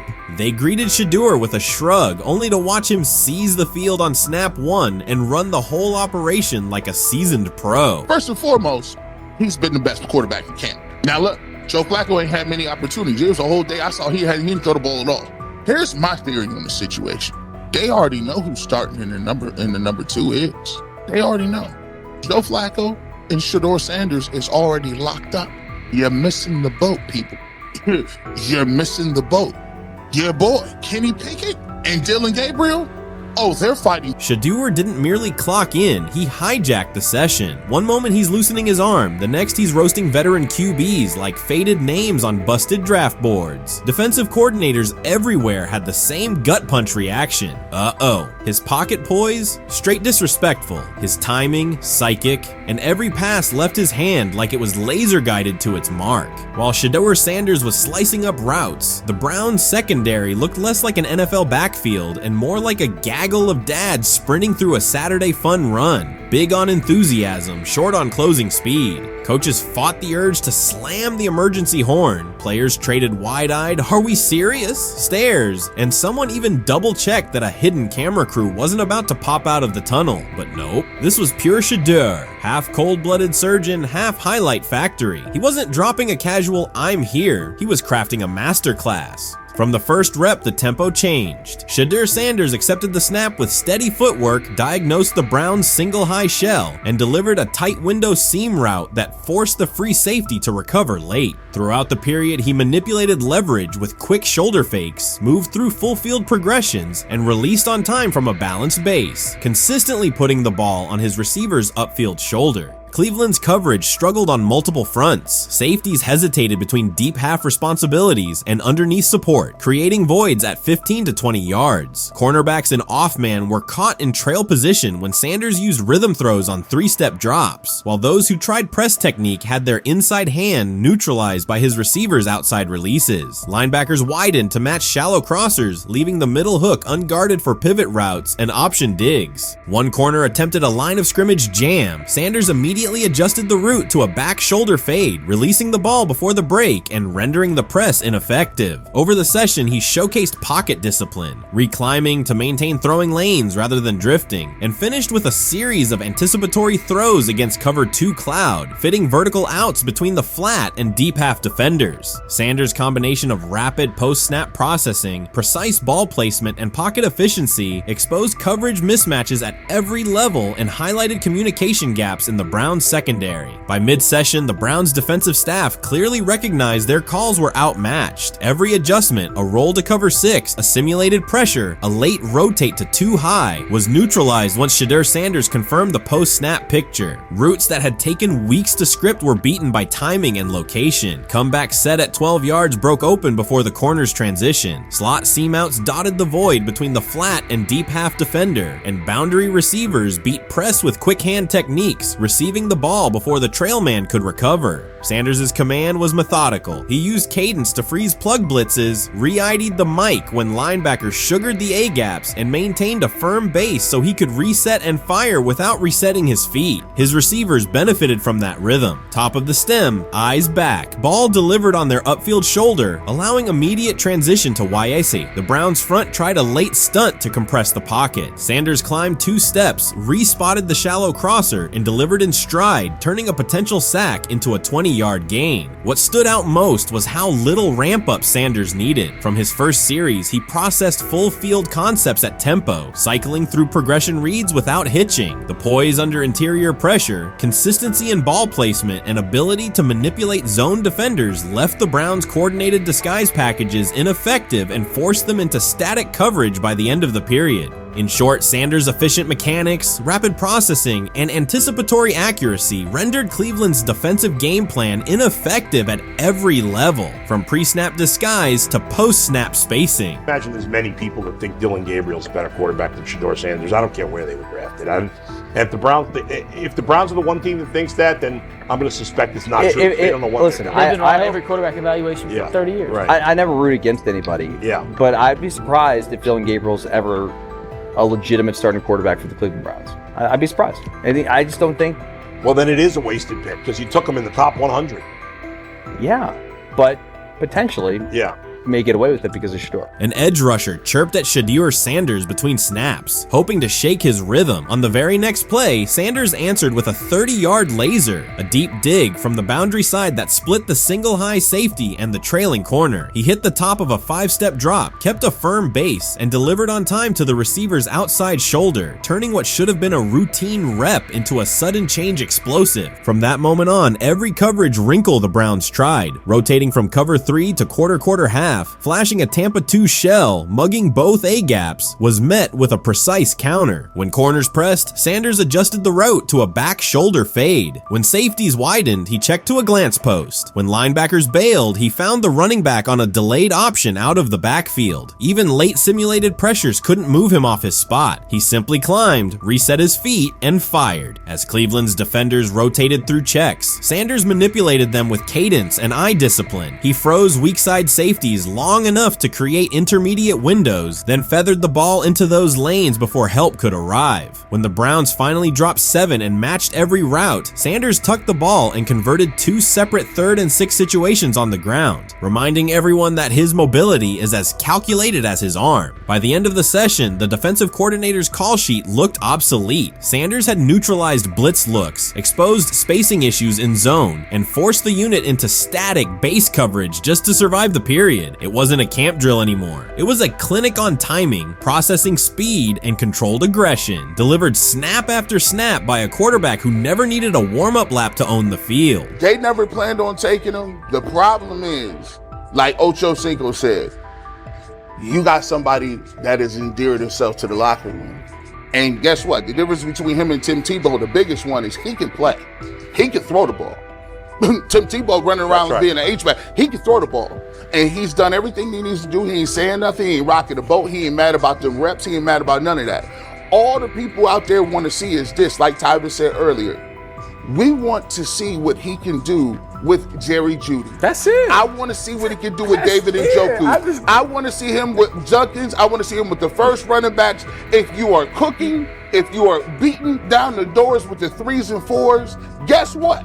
You deserve more. From the first team period on, Cleveland's secondary looked a step slow. A deep third safety hesitated on a post-snap rotation, leaving Shedeur Sanders free to climb the pocket and fire a 22-yard out that arrived before the defender could plant and drive. The supporting cast around him, players fighting for roster spots, not Pro Bowl invites, benefited from his command. Sanders used tempo to control the defensive front, altered protections at the line, and located throwing lanes so quickly that one receiver didn't register the catch until he crossed the goal line. As the Browns tried new personnel groups, coverage busts multiplied. Starters slipped out for hamstring stretches while rookies rotated in, only to find the ball arriving on their blind side before they'd completed a midpoint squeeze. On a later 3rd and long, Cleveland finally closed the interior rush lanes, compressing the pocket with 3 defenders. Sanders pivoted through the traffic, stepped into a narrow escape window, and, without resetting his shoulders, whipped a no-look pass to the boundary curl for a fresh set of downs. The throw turned a potential sack into an explosive play and left the coaching staff scrambling for answers. The people who are fascinated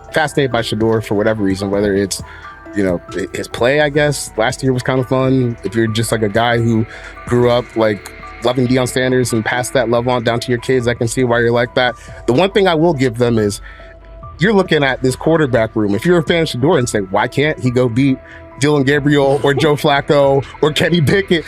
So I do understand that part of it, right? Because why not? Why couldn't he be the Brown starter in October or November? That looks like a quarterback room where everyone will get a chance to start. That's exactly what he says. I'm told the footage of Shedeur Sanders meeting with the Giants is so bad that both the Browns and the Sanders family have threatened legal action if it is published. The New York Giants have released audio from their draft interview with Shedeur Sanders, and the disclosure has drawn intense public reaction. Fans want to know whether Sanders made critical remarks and why the Giants shared material that should have remained confidential. The situation revolves around an open microphone, contentious comments, and the broader implications of the leak. The New York Giants published a brief, edited segment from their interview with Shedeur Sanders and withheld the remaining footage. Observers are debating whether this was a strategic public relations decision or an attempt to discredit him. The team has offered no additional explanation, and many fans view the limited release as inadequate and potentially misleading. They are demanding full transparency and accusing the organization of orchestrating a negative narrative. While criticism of Sanders is vocal, his supporters are responding with equal intensity.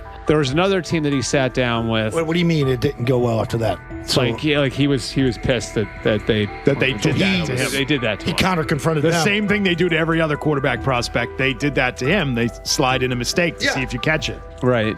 And so because you're the quarterback. But he didn't take it as a correction. He took it as like he got pissed off. Yeah, and it's like so here's another one. So another one was, he throws a bad interception, and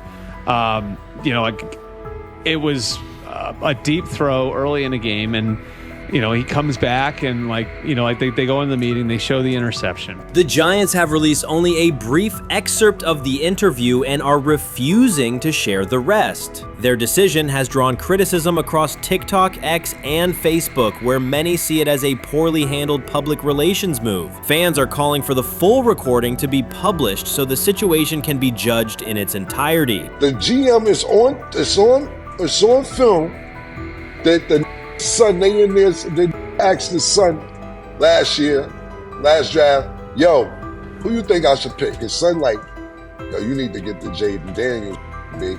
This is what his son, it's on tape. You should go Jaden Daniels. He laughing at his son. And all right, cool, get Jaden Daniels. I don't even know how that tape got out. I wouldn't have let the get out. Shedeur Sanders appears unfazed by the situation. Although the Giants suggested he was more hype than substance, their handling of the interview has instead elevated his visibility. Analysts across major sports outlets are now discussing him more than before, keeping his name prominent in the news cycle. New York Giants, where these tapes at? You hear me?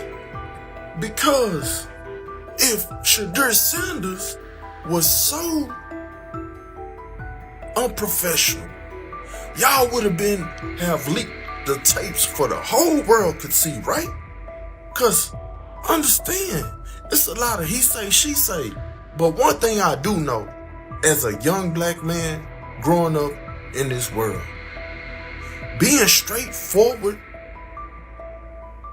and not sugarcoat anything. The Giants' PR team appears to reject Sanders' family connection outright, a decision many view as unprofessional and lacking nuance. Internal discussions seem to have dismissed quarterbacks with prominent relatives as poor fits for the organization, revealing limited awareness of public perception. The response was swift. A single edited clip ignited widespread debate on social media, with fans asking why essential segments were held back and what the team might be hiding. Critics argue that if the full interview contains nothing damaging, the club should release it in its entirety. Online discussion intensified immediately and continues to gain momentum. What they do during the film and the combine and the meetings is teams will install mistakes intentionally planted in the install, and they want you to catch them. Shedeur didn't, and when a coach called him out, once again, it didn't sit well.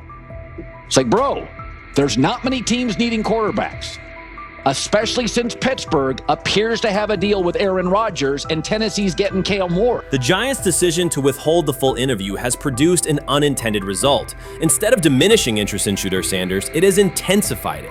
Media outlets and analysts are now examining every on-field rep, press comment, and public appearance as evidence of how he conducts himself under scrutiny. Each throw, adjustment, and answer is tracked and evaluated against league standards, reinforcing the view that he remains composed and professional. Many fans contend that the organization has misrepresented Sanders and suggest the issue may stem from the Giants' view of his father, Deion Sanders.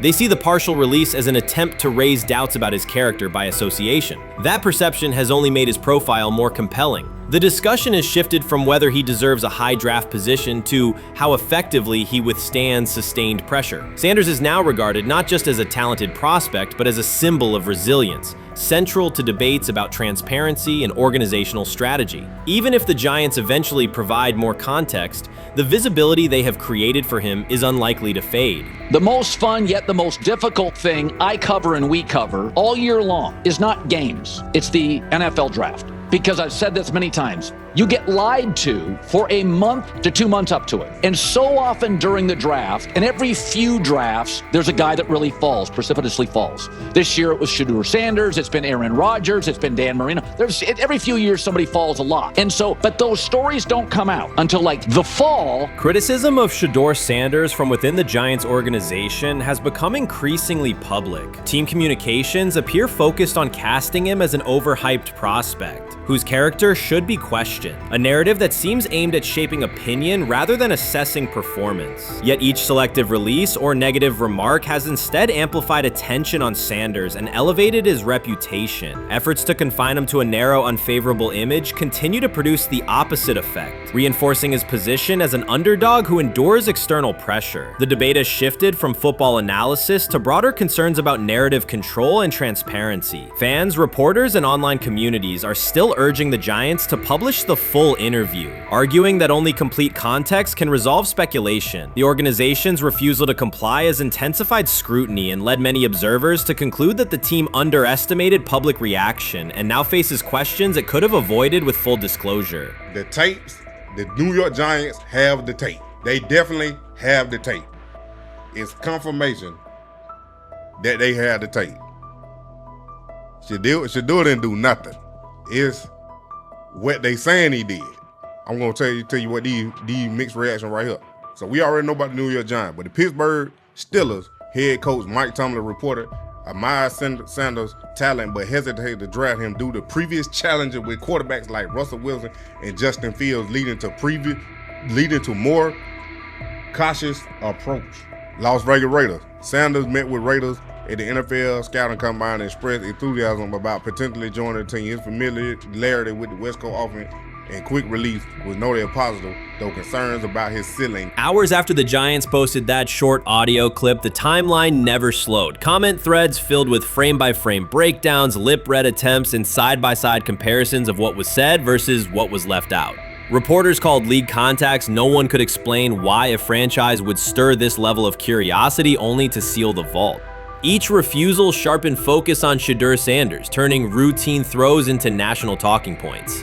Analysts kept circling back to the same note. His cadence at the line looks unchanged, steady against the noise. Hashtags demanding the full interview, trend drop, and trend again. Podcast hosts bump scheduled segments to lead with the leak. Rival teams get asked how they would handle a similar situation, then quietly check their own archives. Inside Giants headquarters, the plan to shape the story looks less like strategy and more like a slow burn spotlight they can't switch off. And now every preseason snap, every media availability, every stray sideline camera angle gets fed into a loop that asks, what are they still hiding? The file remains locked. Curiosity keeps compounding. Until someone presses upload or steps to a podium and explains the redactions, the subject drifts away from depth charts and play design, fixing instead on secrecy, control, and the risk of underestimating how fast attention turns pressure into permanence. Momentum isn't fading, it keeps recalibrating, louder, impossible to mute. How you feeling? I'm getting there. You see what I got on, right? That's what I was asking how you help for. Yeah, I'm getting there. See? Brian, what they had to? I had blood clots. Okay. And they amputated, but I work with it. Man. Yeah, I'm amputated. So I get that work done a couple times a day, keep the blood circulating, blood flowing, but it's a new normal. And the best thing about here, we have a whole medical team on the second floor. Right. We have a whole medical floor, which is great. Deion Sanders is shaken, this time not by a hit on the field. In a sudden turn, Ryan Clark has uncovered a serious plot affecting Shedeur Sanders' NFL draft status, and the disclosure is reverberating across the sports community. What once looked like a simple scheduling delay may actually be a calculated effort to undermine Deion's son. The facts suggest intentional sabotage, a breach of trust, and repercussions that could be far-reaching. This is no routine football headline. It is personal, and Coach Prime did not see it coming. The sports world loves to celebrate underdogs, yet it often takes even greater pleasure in tearing down rising stars. Deion Sanders is witnessing that cycle now, not from the sidelines as Coach Prime, but as a father. The lights in Boulder remain bright, the cameras keep rolling, and Sanders still wears his gold watches, sunglasses, and natural swagger. Still, behind that familiar smile is a man carrying deep pain as criticism aimed at his son mounts daily. How much of that is opening press conference saying, okay, we are family, saying that he was sent to do certain things. Do you feel like people got attached to that, or it just was the fact that prime time is at Jackson State? It's prime time. If my son plays cornerback, I want him to be around, in my opinion, the best cornerback ever to touch the field. That's right. If my son played DN, I'd have to talk to you and tell me who's coaching the DNs. That's but right. I was sending my son to play for prime. His pain does not come from critics or losses, but from watching his son, Shedeur Sanders, get pulled into a system where politics outweigh performance. By every metric, arm strength, accuracy, field vision, Shedeur belonged in the top 3 of any NFL mock draft. Defensive coordinators who tried to unsettle him know he never flinches. He owns the unteachable leadership trait that turns strong prospects into franchise cornerstones. Then the narrative shifted. Draft boards that once placed him 2nd or 3rd slid him to 5th, then 12th, and eventually out of the 1st round on some lists. Analysts grew cautious, executives became vague, the statistics stayed strong, and the game film still proved his ability, yet the buzz evaporated. The abrupt silence felt deliberate and wrong. Former NFL safety and respected analyst Ryan Clark then delivered an unfiltered disclosure, not on a scheduled TV segment, but in an unscripted comment. He stated plainly that influential figures inside the league were not overlooking Shedeur Sanders. They were actively holding him back. The motive, Clark said, was political, and the real target was Deion Sanders, Hall of Famer, architect of Jackson State's resurgence, and the coach who turned a 1-11 Colorado program into a national headline. Deion's refusal to conform, wearing sunglasses indoors, dancing with players, speaking candidly, challenged an establishment that favors predictable images and rehearsed statements. According to Clark, that resistance to tradition was not forgotten. When Shedeur displayed the same mix of talent and confidence, concern spread through front offices and media circles. Questions about leadership style and attitude surfaced. Coded language for discomfort with a quarterback who mirrors his outspoken father. Clark's point was clear.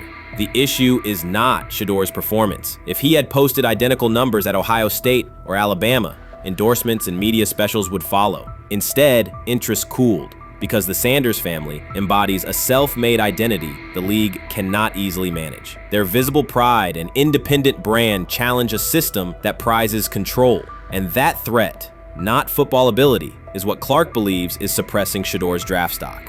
Shedeur is lighting it up in practice every day. You're not even a half bit curious to see what he could do with the ones. That makes no sense. And then on top of all of that, you got players going on podcasts and talking to people in the media saying this guy is really good. Like, this guy is legit. So even your peers respect you enough. How is it that the coaches can't see that? It always starts with the players, where the player's like, hey, you see that? You seen that pass he threw? The Cleveland Browns were taken by surprise when quarterback Shedeur Sanders stepped in for first-team snaps, asserting control of the drill and instantly highlighting deficiencies across the rest of the room. His confident command forced coaches to pause practice clips, reevaluate progressions, and consider immediate adjustments to the depth chart. Within minutes, discussions spread throughout the facility and online forums as fans weighed what Sanders' showing means for the current starters. The organization now faces an urgent, data-driven decision on whether Sanders should move up permanently. Shedeur Sanders arrived at Browns practice, took several first-team reps, and the entire quarterback group immediately felt the pressure. Coaches erased the whiteboard and reviewed their plans. Staff members exchanged concerned comments, and observers began asking whether Sanders was positioned to assume a larger role. Tony, every year we see at least 1 to 2 teams. They were in last place in their division the year before. No one thought they'd be good, and then they were good. It almost seems like no one's even assuming the Browns can be that, but we see it happen every year. And I get the quarterback stuff, but like, correct me if I'm wrong, Tony. The Browns are trying to run the football, play good defense, not turn the ball over in the passing game, and try and take advantage when they can, correct? That's what they're trying to do. That was the 2020 offense. The Cleveland Browns are still searching for stability at quarterback. Deshaun Watson is yet to deliver consistent starter-level production that justifies his contract, and each game renews doubts about whether he can regain peak form. Behind him, rookie Dorian Thompson-Robinson shows promise but remains inexperienced and unpolished. Coaches are evaluating alternatives each week and may need to adjust the depth chart if progress stalls. The roster around them is built to contend now, so ongoing uncertainty under center is increasingly costly. As we talk about, we do believe in best player available. We do believe in positional value, and we didn't necessarily expect him to be available in the in the 5th round, and so we love adding competition to every position room and adding him to compete with the guys that are already in there. We felt like that was the appropriate thing to do. The Browns quarterback group is unsettled. Deshaun Watson has yet to provide the reliable, high-level play his contract demands, while rookie Dorian Thompson-Robinson remains promising but unpolished. Depth behind them consists mostly of veterans whose experience lies more in holding clipboards than leading offenses. The coaching staff needs an immediate answer, not a 3-year development project. Shedeur Sanders enters as that potential solution. At Colorado, he passed for more than 3,200 yards despite working behind one of college football's poorest offensive lines, consistently demonstrating poise, quick processing, and accurate ball placement under heavy pressure. Film shows steady reads and disciplined footwork, traits that offset concerns that his profile is built on family name or media attention. Cleveland viewed the signing as a low-risk, high-reward move. Early in camp, Sanders received a handful of first-team snaps intended merely as an evaluation. Those plays quickly changed practice tempo. The ball came out on time, receivers hit their landmarks, and the defense struggled to adjust. Coaches immediately expanded the review, using phrases such as evaluate every option, an indication that the depth chart was no longer fixed. Watson sensed the scrutiny. Thompson-Robinson increased his urgency. Within minutes, competition in the quarterback room intensified. Sanders repeated that performance in subsequent sessions. His footwork remained clean, progression sharp, and throws firm and precise. Each strong rep forced staff to reassess the plan to keep him buried on the developmental track. The broader context magnifies the pressure. Cleveland's roster is built to contend now. Fans are weary of quarterback turnover, and the front office cannot afford another costly misstep under center. Around the league, rookie passers rarely wait multiple seasons anymore. Joe Burrow, Justin Herbert, CJ Stroud, and even late pick Brock Purdy established that precedent. If Watson opens the regular season and struggles, public calls for Sanders will grow, especially if the rookie flashes in preseason. Alternatively, another team could attempt to acquire him if Cleveland hesitates to elevate his role. Each scenario underscores the same reality. Sanders' emergence has turned a routine camp evaluation into a critical decision point for the franchise. And we saw Dillon Gabriel go 11-on-11 with the first team, Shedeur Sanders go 11-on-11 with the second unit. So that was really the big wrinkle today.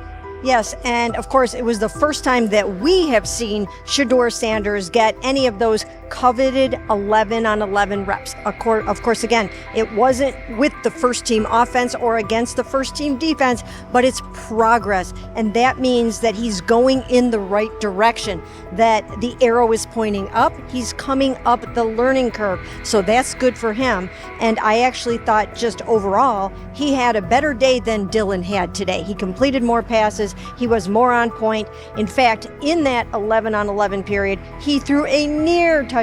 Desperation can push franchises toward aggressive decisions, especially when their quarterback options appear unconvincing or outdated. One scenario now emerging is that Sanders earns enough confidence to take full preseason reps with the starters, forcing Cleveland to revisit a depth chart it believed was settled at the beginning of July. His practices demonstrate that the excitement around him is grounded in measurable performance. Accurate, high-velocity passes against first-team defenses, and confident command of the huddle. Each strong outing also heightens league-wide interest.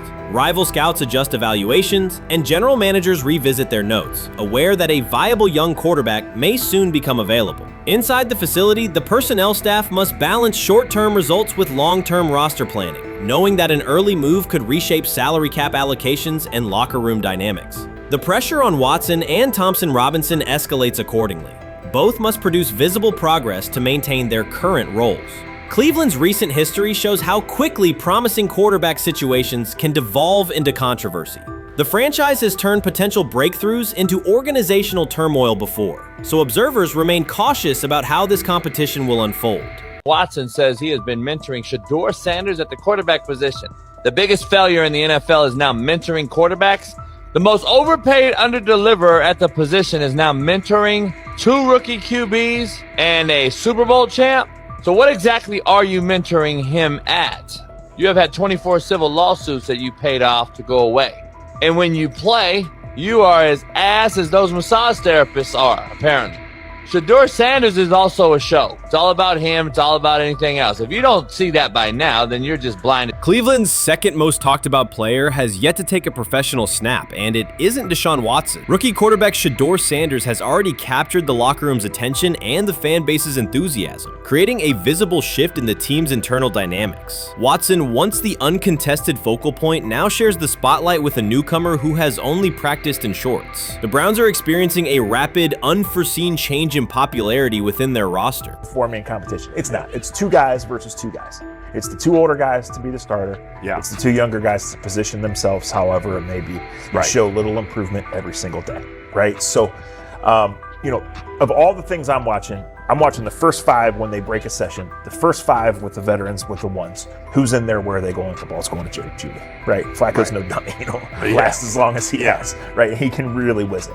But as we go on, I want to watch these guys because they probably just got plays installed Tuesday and they're out there running them Wednesday. Shedeur Sanders arrived in Cleveland and immediately commanded attention. The rookie has yet to take a preseason snap, yet the energy around him inside the building and across social media eclipses what many veterans receive in an entire season. Fan enthusiasm is so strong that Deshaun Watson's jerseys are already drifting toward the clearance rack at the team store. In a matter of days, Sanders has become the roster's second most popular figure, while Watson watches his once secure QB1 status and public approval shrink by the hour. Shedeur or Deshaun? Who do you want as your quarterback next year?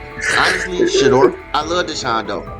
Like, I don't understand all the hate for Deshaun. You get hurt and you get booed, bro. That's foul. That might be the foulest I ever seen. The Browns' social media staff posted a single candid photo of rookie quarterback Shedeur Sanders releasing a warm-up throw, and the response was immediate and overwhelming. Fans saturated timelines with edits of themselves alongside him, while Deshaun Watson's routine practice reps drew comparatively little notice. Although an official Sanders jersey has not been released, unauthorized versions are already moving at a pace that exceeds merchandise sales for several other AFC North teams. The surge in interest marks one of the most intense fan reactions Cleveland has experienced in recent memory. The excitement surrounding Shedeur also triggers a wave of criticism. Veteran analysts, anchored in a 1980s mindset, question whether his style will translate into lasting success. They focus on his NIL earnings, social media presence, and visible confidence, arguing that the image overshadows substance. To them, outward self-assurance appears to be a distraction rather than a competitive asset. Even a simple smile or brief display of personality is cited as evidence that he lacks the measured discipline they expect from a starting quarterback. Critics claim Shedeur Sanders is notable only because of his father, overlooking the performance he delivered at Colorado. Many of those same observers ignored the Buffaloes until Deion Sanders made national headlines, yet they now question whether his son has earned the attention. They want rookies to keep quiet, carry clipboards, and wait 2 seasons before challenging for a starting role. Sanders is disregarding that script from the moment he arrived. His presence has already turned Cleveland's quarterback discussion into a genuine two-man competition before a single preseason snap. Deshaun Watson maintains publicly that the situation does not concern him, but it is hard to believe the pressure is not real. A fully guaranteed contract protects his paycheck, not his standing in the locker room. Sanders, meanwhile, is translating charisma and early momentum into tangible influence with teammates, coaches, and fans, reshaping expectations for who will lead the Browns on opening day.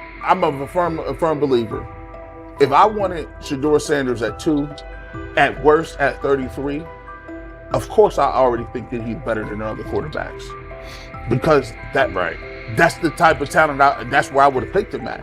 And if he was at 2 or 33, and he still had this same exact skill set, we will be talking about him starting and playing. Right. Well, there'd only be 3 quarterbacks. It'll be 3 not quarterbacks, 4. not 4. Yeah. But since he moved to the 5th round, that's cool. They might have to go along with it. But to me, I think if you ask who got the best tools, I'm going with Shedeur. Shedeur Sanders has not taken a single professional snap, yet discussion about him has split NFL social media into 2 camps. One side already argues he should start immediately. The other worries about what that means for veteran quarterbacks like Deshaun Watson. Reporters now line the perimeter of Browns camp, scrutinizing every inconsistency in Watson's spiral and every precise throw from Sanders during drills. Each well-placed pass is clipped, posted to TikTok, and captioned as evidence of a future QB1. Cleveland is no stranger to quarterback drama, but this situation is different. different. Rather than cycling through another unproven starter, the franchise is dealing with a rookie who entered with more polish, public attention, and perceived readiness than most first-year players. Fans chant Sanders' name before he has appeared in a preseason game, while the established starter works to maintain his relevance. The atmosphere is not yet a full controversy, it is a countdown. Traditional analysts insist on the importance of experience and respecting the process, yet Sanders is progressing on the timeline set by the supporters who already view him as the next leader of the offense.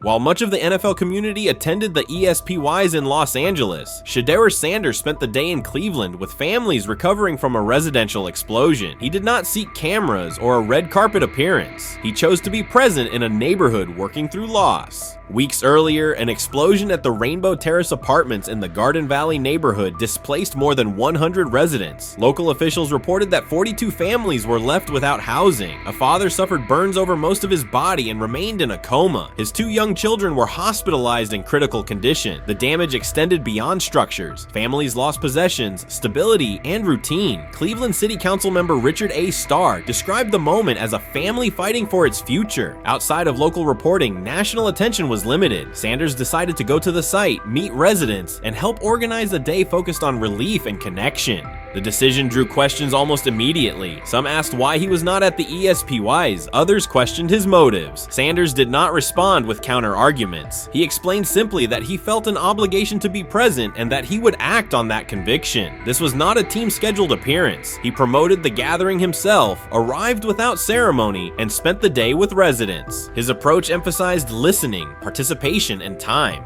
The event, which he called the Garden Valley Fun Fest, brought a large turnout over several hours. The purpose was straightforward: create space for families to reconnect and for children to play, even as recovery work continued. Sanders threw passes with kids on the blacktop, joined in games, and spoke with parents and grandparents about what they were facing next. He moved through the apartment complex and common areas with minimal staff support. Browns defensive lineman Michael Hall Jr. attended and interacted with residents as well. There were no speeches or staged moments. The focus remained on residents and their needs. Questions about visibility persisted as photos and short clips circulated online. Some criticism framed the visit as a substitute for a higher profile appearance in Los Angeles. Sanders kept to the same message. The priority was to support a neighborhood coping with displacement and uncertainty. He did not present the choice as a protest of any event. He presented it as the correct use of his day. When local media asked about his intent, Sanders said his goal was to provide families with a day of enjoyment and a reminder of community. He added that financial support can help, but that showing up in person also matters. Standing with people, listening to them directly, and offering time. The statement matched the structure of the day. He stayed on site, remained accessible, and left the focus on residents rather than on himself. The timeline mattered to him as training camp approached. Sanders did not connect the visit to his role on the depth chart or his draft position. He kept references to football confined to preparation, learning the playbook, protections, cadence, and timing, seeking guidance from veterans, including Joe Flacco, and staying ready for opportunities when they come. He has repeated that he has time to grow and intends to use it to learn the system and earn trust. The visit did not alter those priorities. He returned to his regular schedule the next day. Since arriving in Cleveland, Sanders has treated community work as part of his responsibilities. Before his jersey went on sale, he visited schools, including John Marshall High School, speaking with students about goals, accountability, and effort. He set public objectives confidently, such as long-term aspirations for the franchise, but paired them with routine work in the building, meetings in stall, film, and on-field reps. The day at Rainbow Terrace fit that pattern. Identify a need, show up, contribute, and avoid unnecessary attention. For residents, the Fun Fest provided a brief reprieve from ongoing challenges: housing transitions, school logistics, medical appointments, and the paperwork that follows an emergency. For teammates and staff who observed, it was an example of a rookie investing time locally without seeking a headline. For Sanders, it reinforced how he plans to operate in Cleveland: be consistent, be present, and let actions speak. The setting at Rainbow Terrace underscored the scale of recovery ahead.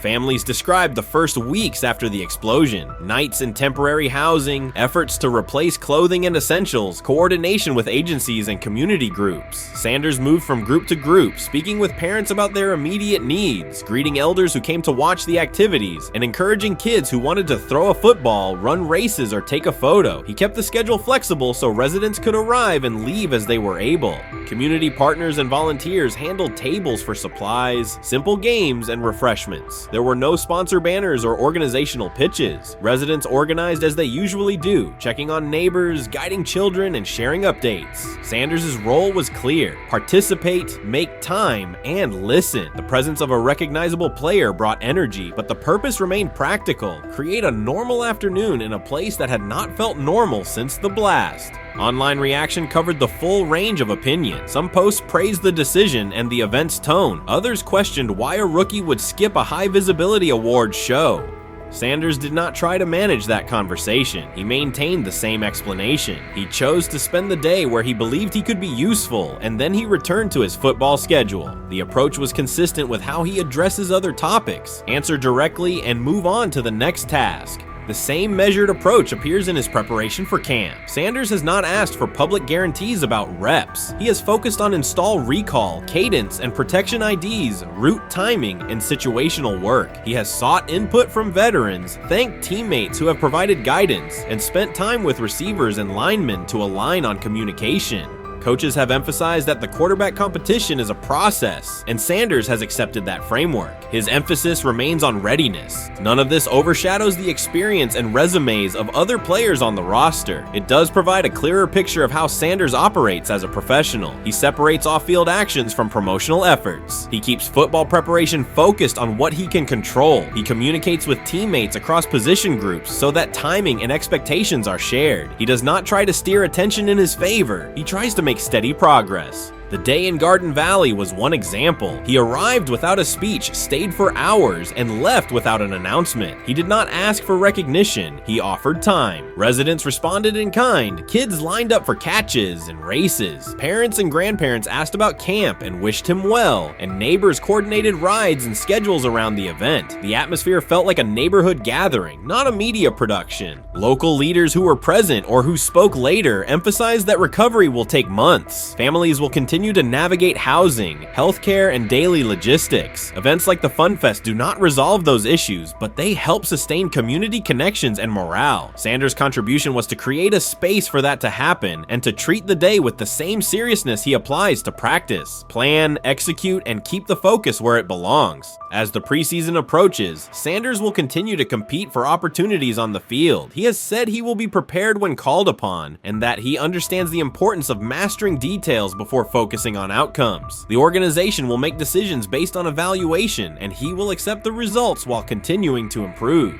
The off-field choices will remain consistent, identify needs in the city where he lives, and contribute in direct, practical ways. The core elements are simple. A neighborhood suffered a significant loss. Residents faced immediate and ongoing challenges. A rookie quarterback chose to spend a day there, without a press conference, without a schedule of talking points, and participate in a community-led event designed to give families a break and remind children that play still has a place. He provided presence, not a headline. He listened more than he spoke. He returned to work the next day. In a league and media environment that often prioritize visibility, Sanders made a different choice. He kept attention on people, not optics. He placed value on time spent in person rather than on appearances. He continued to build trust in the locker room and in the city through steady conduct rather than declarations. That approach, measured, direct, and consistent, will shape how he is viewed in Cleveland as much as any public statement could. The outcome of his football career will be decided on the field by installations learned, reads made, throws delivered, and games played. The outcome of his role in the community will be measured by smaller, quieter moments. Afternoons like the Fun Fest, school visits, and unannounced stops where listening matters more than being seen. For Cleveland residents at Rainbow Terrace, the takeaway from that day was straightforward. Someone who represents their team showed up, stayed, and participated without fanfare. For Sanders, it was the same. Do the work in front of you, whether that is a practice period or a neighborhood event, and keep the focus on the people who are affected most.